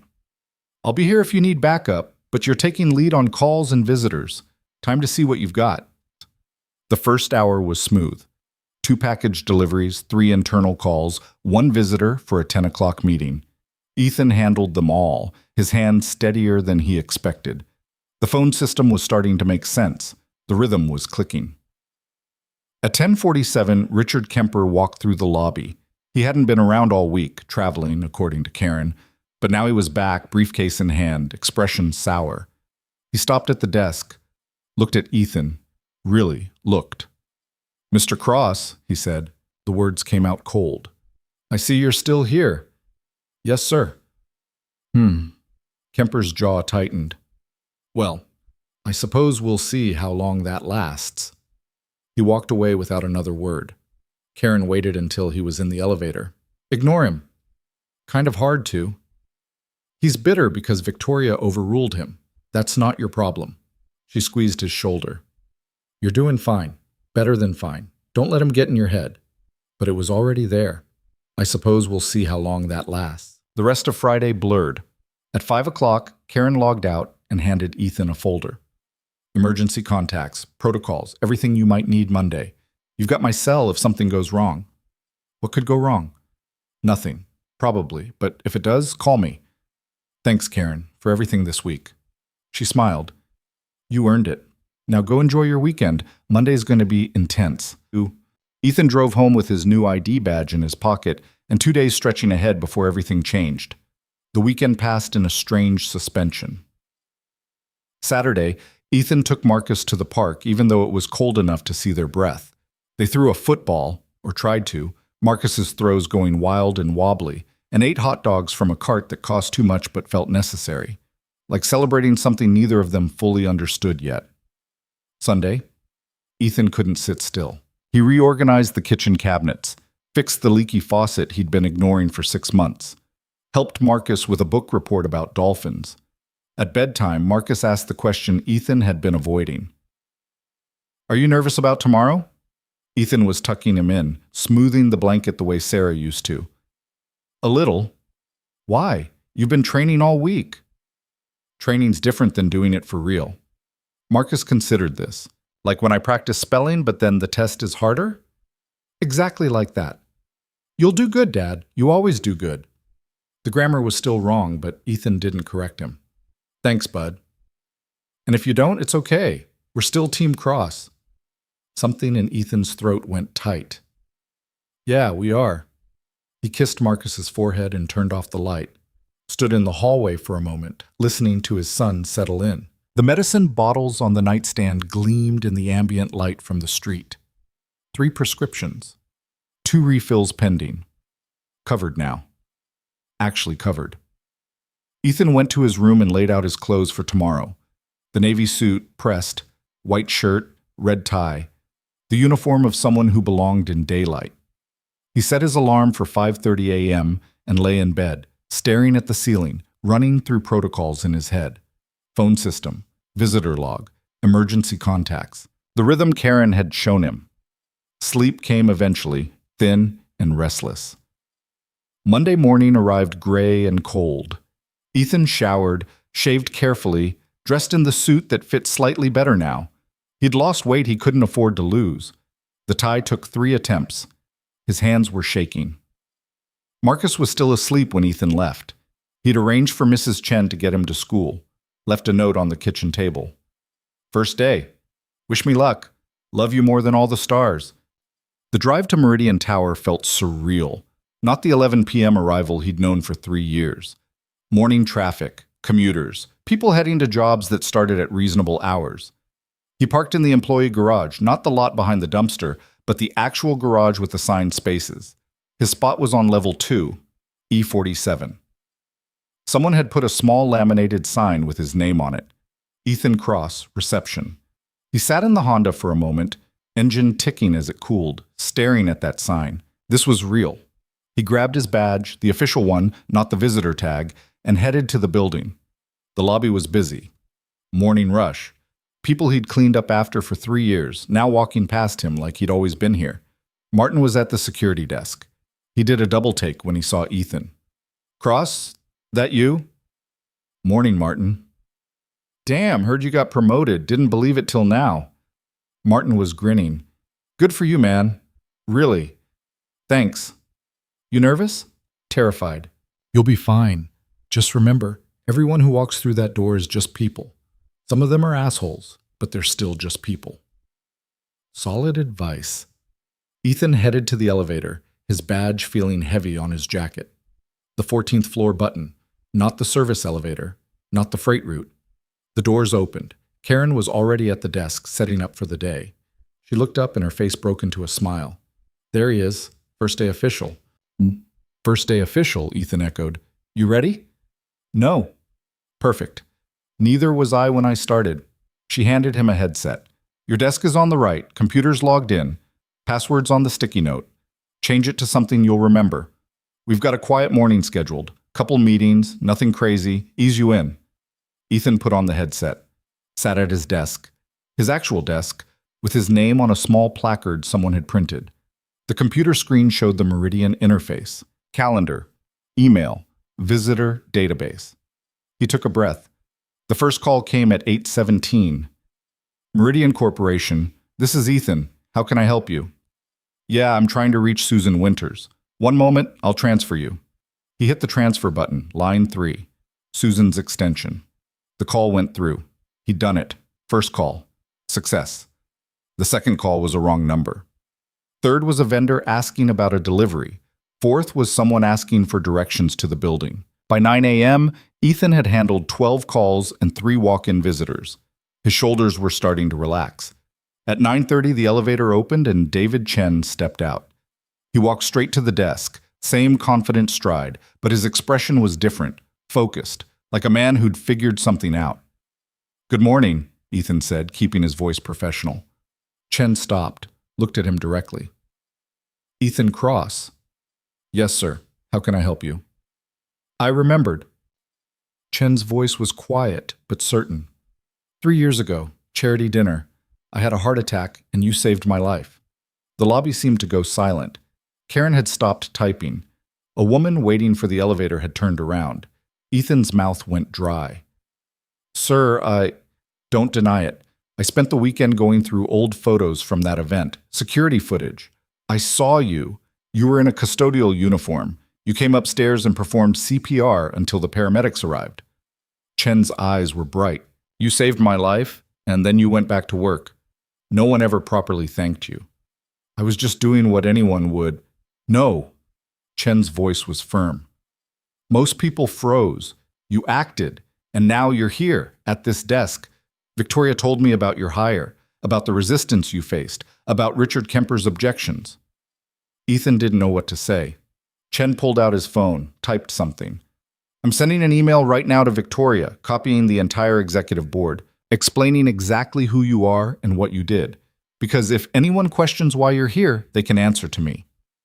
"Mr. Chen, you don't have to." "I know I don't have to. I want to." He extended his hand. "Thank you, Ethan, for my life, for my family getting more time with me, for being the kind of person who helps without expecting anything in return." Ethan shook his hand. The lobby was watching. He could feel eyes on them. "You're welcome," Ethan said quietly. Chen nodded once, released his hand, and headed toward the elevator. He stopped before getting in. "You belong here. Don't let anyone tell you otherwise." The elevator doors closed. Karen was staring at him. "You saved his life?" "It was a long time ago." "Ethan, that's..." She seemed lost for words. "That's huge." "It's just what happened." He adjusted his headset. "We have a 10 o'clock coming in?" Karen blinked, then smiled. "Yeah, conference room B. I'll handle it. You good?" "I'm good." But the lobby wasn't done with him. 2 people who'd witnessed the exchange were whispering. By lunch, Ethan knew. The whole building would know. The janitor who saved David Chen's life. The man who got promoted because of it. Part of him hated that, hated being reduced to one moment instead of everything else. But another part, smaller, quieter, was grateful Chen had said it out loud, had given him something to point to when people questioned why he was here. At 11 o'clock, Victoria's assistant Rebecca came down to the desk. She handed Ethan a small envelope. "Ms. Hale wanted you to have this." Inside was a handwritten note on Meridian letterhead. "Mr. Cross, David just sent his email. The executive board has been informed of your actions 3 years ago and your qualifications for this position. Richard's objections have been formally noted and dismissed. You're here because you've earned it. Now prove me right. VH." Ethan folded the note and put it in his pocket. The rest of the morning was steady. Calls, visitors, small problems solved. At noon, Karen insisted he take lunch. "Go, eat something. You've been running on adrenaline all morning." Ethan grabbed his sad peanut butter sandwich and headed to the cafeteria. Found a table by the window. The city spread out below, all glass and steel and possibility. His phone buzzed. "Marcus." "How's your first day?" Ethan. "Good. Busy. How's school?" Marcus. "Boring. We have math tests tomorrow." Ethan. "You study?" Marcus. "Some." Ethan. "Study more." Marcus. Okay. Love you, Dad." Ethan. "Love you too, buddy." He was putting his phone away when someone sat down across from him, Richard Kemper, the last person Ethan wanted to see. "Mr. Cross," Kemper's voice was controlled but cold. "I think we should talk." "Okay." Kemper set down his coffee cup with deliberate care.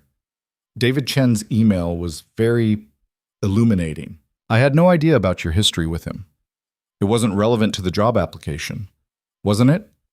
Kemper's smile didn't reach his eyes. "Seems pretty relevant now.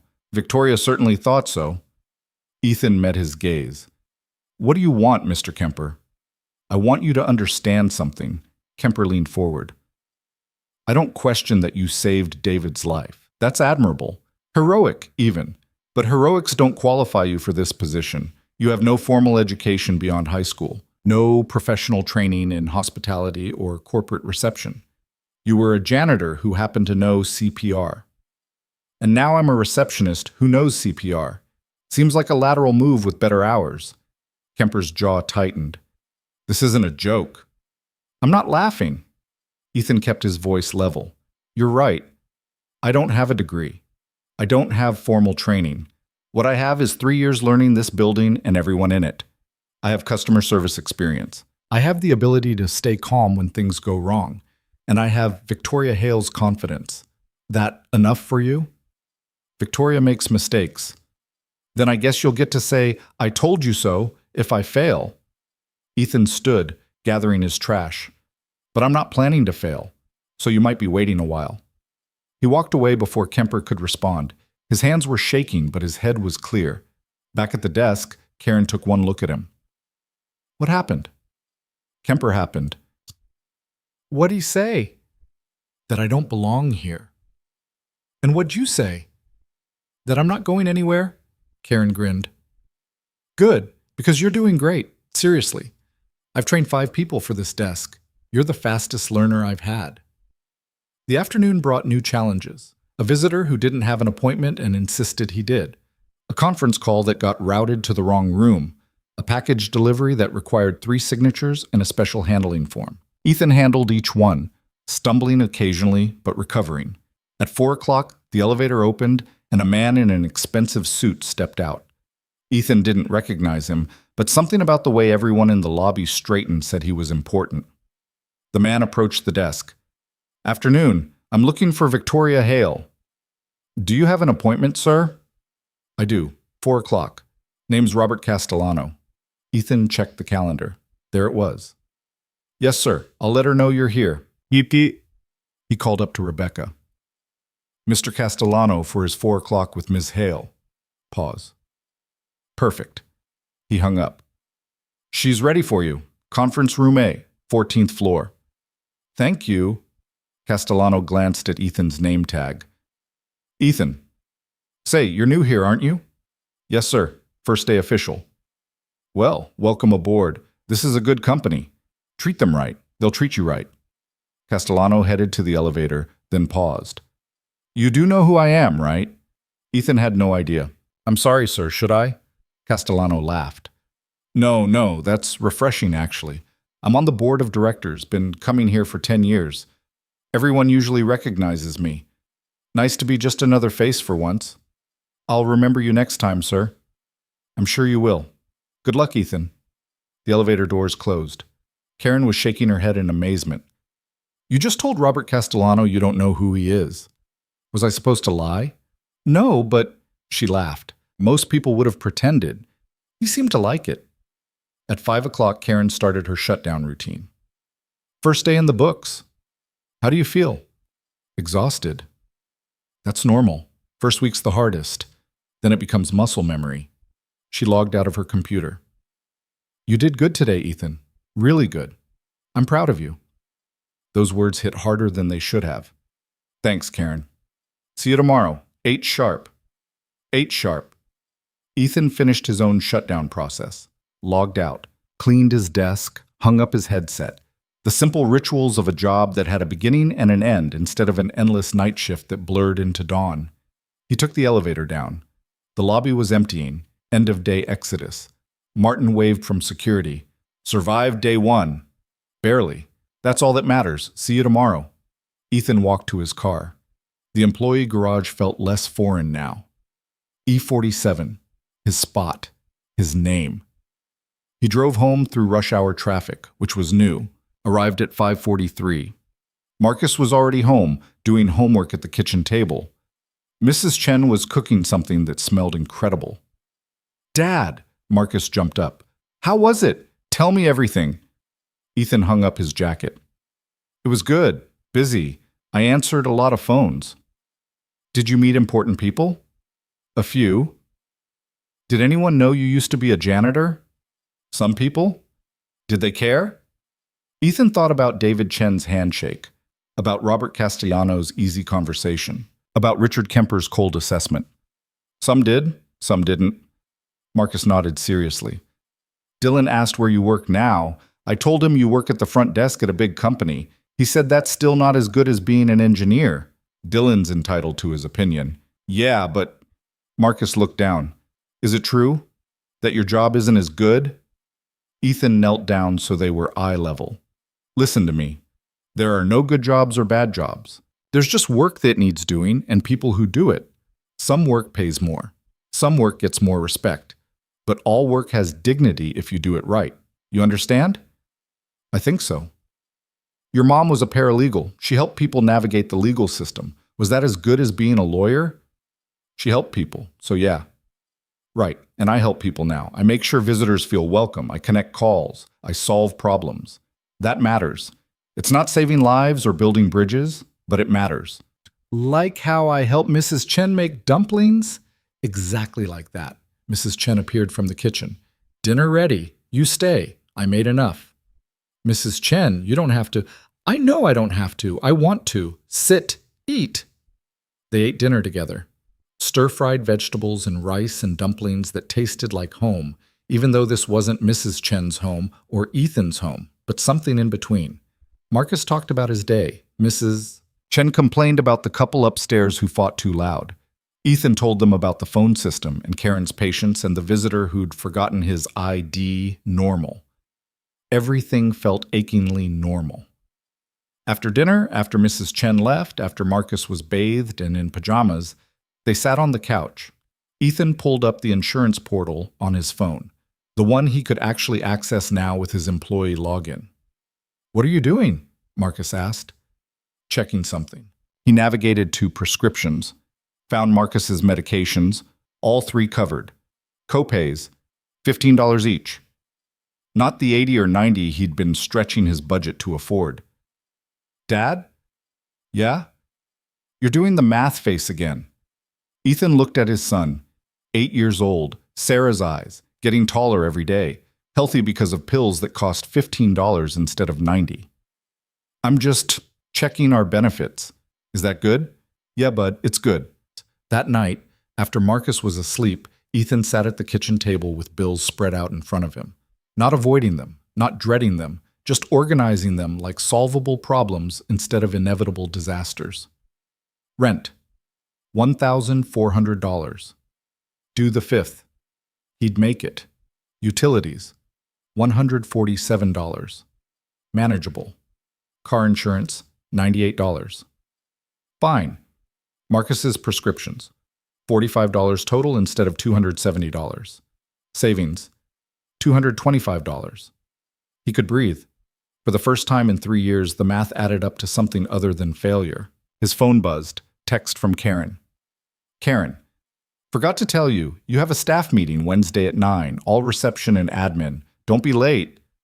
Ethan, I won't. Thanks for the heads up. Karen, also, you did really well today. I know it didn't feel like it, but you handled everything like you've been doing this for months. Ethan, I made mistakes. Karen, everyone makes mistakes. You recovered from them. That's what matters. He set the phone down, looked around his small apartment, the stained carpet, the kitchen cabinets that didn't quite close right, the water spot on the ceiling from the upstairs neighbor's leak last year. It wasn't much, but it was paid for, secured, stable. The weeks that followed developed their own rhythm. Ethan arrived at 7:50 every morning, 10 minutes early because being on time felt like being late. He learned the names of the regulars. Mrs. Patterson from accounting, who always lost her badge. Tom from facilities, who brought donuts on Fridays. The bike messenger, who delivered packages at exactly 2:30 every afternoon. He learned which executives were friendly and which ones looked through him, which clients wanted small talk and which ones preferred silence. He learned to read the lobby, to sense when something was off, when someone needed help they wouldn't ask for. Michelle warmed up gradually. Not friends exactly, but colleagues, allies. She showed him shortcuts in the database, warned him when Susan Winters was in a bad mood, covered for him when he needed an extra minute on a complicated call. Karen became something more than a trainer, a friend. She invited him and Marcus to Thanksgiving dinner with her family. Ethan declined. Too much, too soon. But the offer meant everything. Richard Kemper stayed cold, polite in public, dismissive in private. But he stopped making noise about the hire. David Chen's email had made that impossible. Victoria Hale checked in once a week. Brief conversations. How's it going? Any problems? Good. Keep it up. Never long, never personal, but consistent. A thread of accountability that kept Ethan sharp. In early December, Marcus's school had a winter concert. Ethan took the afternoon off, his first use of PTO that actually existed.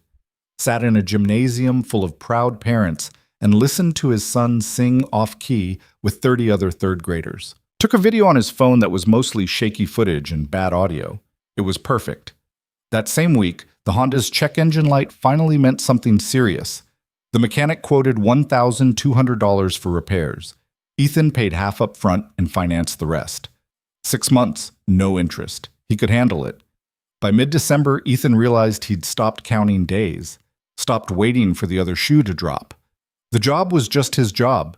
Meridian Tower was just where he worked. He'd become visible by becoming ordinary. On December 23rd, the office had a holiday party. Half day, then catered lunch in the main conference room.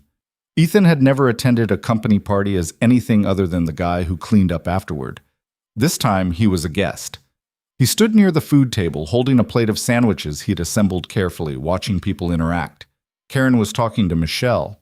Rebecca was laughing at something Jeff from IT said. Even Susan Winters looked almost relaxed, wine glass in hand. Quite a change from last year, isn't it? Ethan turned. Victoria Hale stood next to him, her own plate untouched. I didn't come to these before, he said. I know. I checked the attendance records. She took a sip from a water glass. No wine for her, apparently. You were working nights, cleaning up after parties instead of attending them. Different perspective. And which do you prefer? Ethan considered. This one, but I learned a lot from the other. Such as? People are messier than they think, more human. The things they throw away tell you who they really are. He gestured at the room. Everyone here looks polished, professional, but I know who prints their mistakes and throws them out instead of deleting them, who orders lunch they can't afford to impress clients, who stays late not because they're dedicated, but because they don't want to go home. Victoria's expression shifted, something like respect. That's a useful skill, seeing people clearly. Sometimes. Sometimes it's just depressing. Fair enough. She was quiet for a moment. Richard's leaving the company, end of January. His choice, technically, but I made it clear his future here was limited.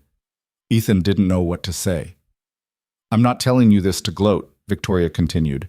I'm telling you because I want you to understand something. I didn't hire you to prove a point. I didn't hire you because you saved David Chen.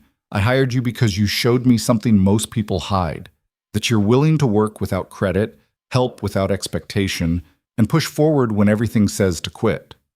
She looked at him directly. That's not luck. That's character. Don't forget that. She walked away before he could respond. Ethan stood there, holding his plate, processing. Richard Kemper leaving, the man who'd tried to block his hire. The VP of HR who'd looked at him and seen only a janitor. He should feel vindicated, triumphant. Instead, he just felt tired. Dad! He turned. Marcus was running toward him. Mrs. Chen had brought him to the party, apparently, with a plate piled high with cookies. They have chocolate ones, and the ones with sprinkles. I see that. Save some for everyone else. There's a whole table. Mrs. Chen appeared behind him, shaking her head. He's going to be sick. I told him 3 cookies. He didn't listen. When does he ever? Ethan put down his plate and bent to Marcus's level. You having fun? This is the best party ever. There's a Santa hat station, and I got a red one, and Mrs. Chen got a green one, and you should get one too, so we match. I'm not wearing a Santa hat. Please? Marcus, puss, please, please, please. Ethan looked at Mrs. Chen, who was trying not to smile. Looked at his son, whose face was bright with sugar and joy. Fine. 1 hat. But you owe me. Yes! Marcus grabbed his hand. Come on! They went to the Santa hat station, really just a box of cheap hats by the door, and Marcus selected a red one for Ethan, put it on his head with the kind of ceremony usually reserved for crowning royalty. Perfect. Marcus declared. Karen appeared with her phone out. I'm taking a picture. This is too good. Don't you dare. The flash went off. Too late. This is going in the team newsletter. There's a team newsletter? There is now. They spent the next hour at the party. Ethan talked to colleagues he'd only known as voices on the phone, ate food he didn't have to cook, watched Marcus charm everyone within a 10-foot radius because 8-year-olds were good at that. At 3 o'clock, Victoria stood at the front of the room, tapped a glass. The crowd quieted. Thank you all for another successful year, she said. We've grown, we've faced challenges, we've made changes. Some of those changes were controversial. She smiled slightly. But I believe we're stronger for them. I'm proud of this team. Every person here contributes to making Meridian what it is. Enjoy the holidays, rest, come back in January ready to make next year even better. People clapped. The party wound down. Ethan helped clean up without thinking about it. Old habits, but this time Karen physically pulled him away. Not your job anymore. It's everyone's job to clean up after themselves. Fine. But you're not staying late to do the floors. That's what we pay a cleaning crew for now. It was strange, leaving while the mess was still there, walking past half-empty plates and discarded cups without automatically collecting them. But Ethan did it, put on his coat, took Marcus's hand, and left. They drove home through light traffic. Marcus fell asleep in the back seat, still wearing his Santa hat. Ethan carried him inside, tucked him into bed, turned off the light. Mrs. Chen was waiting in the living room. Good party? Yeah, it was good. You look different. Different how? Less heavy. She gathered her things. Like you remember how to stand up straight. She left before Ethan could figure out how to respond to that. Christmas was quiet. Ethan and Marcus made pancakes for breakfast.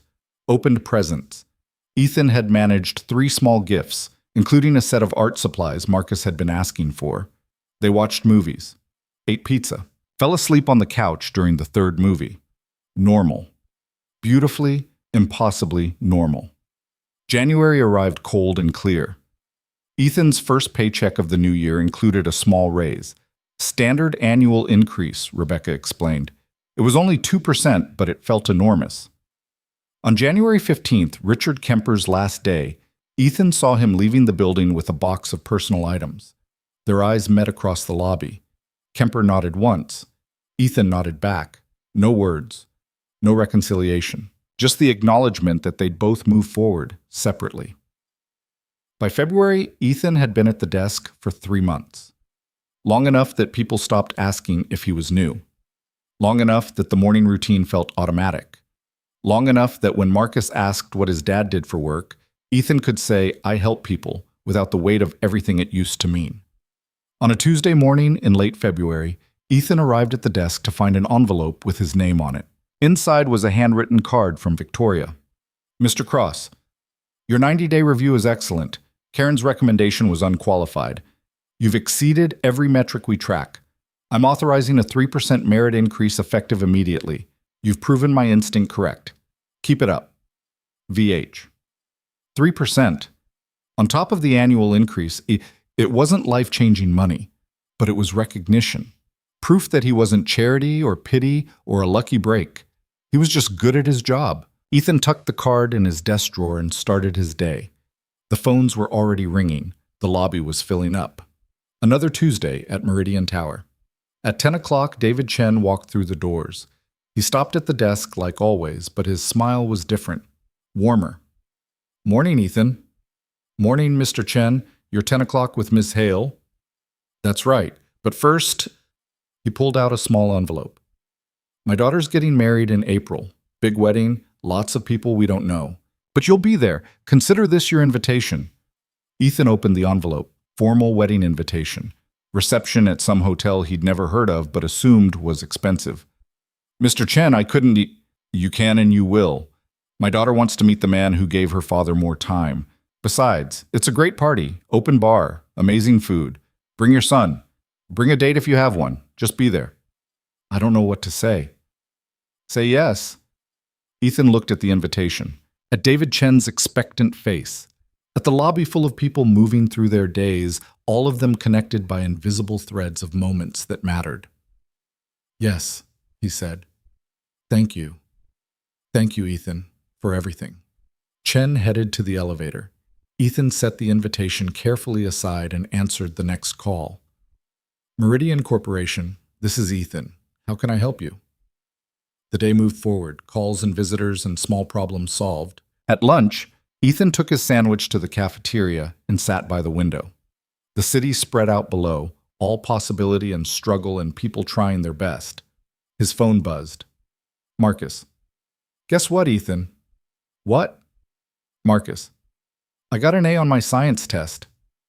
Ethan. That's great, buddy. I'm proud of you. Marcus. Can we celebrate, Ethan? What do you want? Marcus. Ice cream and a movie. Ethan. Deal. I'll be home by 5:30. Marcus. Best dad ever. Ethan smiled, set down his phone, finished his sandwich while watching the city breathe. 6 months ago, he'd been invisible, a man who cleaned in darkness, raised his son in the margins, counted every dollar like it was the last one. Now he sat in the light, not because of luck or charity or one dramatic moment, because he'd refused to stay invisible, because he'd walked through a door everyone said was closed and proved he belonged on the other side. The work was ordinary. The desk was ordinary. The calls and visitors and daily rhythms were ordinary. But ordinary was everything. At 5 o'clock, Ethan logged out, straightened his desk, hung up his headset, waved goodbye to Karen and Michelle, took the elevator down to the lobby where Martin called out, "See you tomorrow," like he meant it. Ethan walked to his car through the February cold. E47. His spot, his name. He drove home through rush hour traffic to an apartment that was still small, still imperfect, but now just a place to live instead of a reminder of everything he couldn't afford. Marcus was waiting at the window when Ethan pulled up. The kid ran outside without a jacket, all energy and excitement. "Dad, you're home. Can we go get ice cream now?" "Let me change first." "But you promised." "I know, 5 minutes." They went inside. Ethan changed out of his suit into jeans and a sweater. Marcus was practically vibrating with impatience. "What flavor are you getting?" Marcus asked. "I don't know. What do you think?" "Chocolate. Always chocolate." "Sounds good to me." They drove to the ice cream shop 3 blocks away, got 2 scoops each because they could, sat at a small table by the window and ate ice cream while Marcus told him everything about the science test, the planets, the way Dylan had only gotten a B-. "I didn't say anything mean," Marcus clarified. "I just thought it in my head." "That's probably wise." "Do you think Dylan's dad knows I got an A?" "I doubt it." "Good, because it's not a competition." "Since when?" Marcus grinned. "Since I'm winning." Ethan laughed. Real laughter, the kind that came from deep in his chest and felt like releasing something he'd been holding too long. They finished their ice cream. Drove home. Watched a movie on the couch with Marcus's head on Ethan's shoulder, both of them warm and full and content. At bedtime, Marcus asked the question he always asked. "Dad, did you have a good day?" And for the first time in longer than Ethan could remember, the answer was simple. "Yeah, buddy. I had a really good day." "Me too." "Love you. Love you more than all the stars." Ethan kissed his forehead, turned off the light, stood in the doorway watching his son settle into sleep. In the kitchen, the bills were organized in their folder. The rent check was written. The medicine bottles were full. The math worked. Ethan made himself tea and sat at the kitchen table, opened his laptop, the one Meridian had provided for remote work, and checked his email.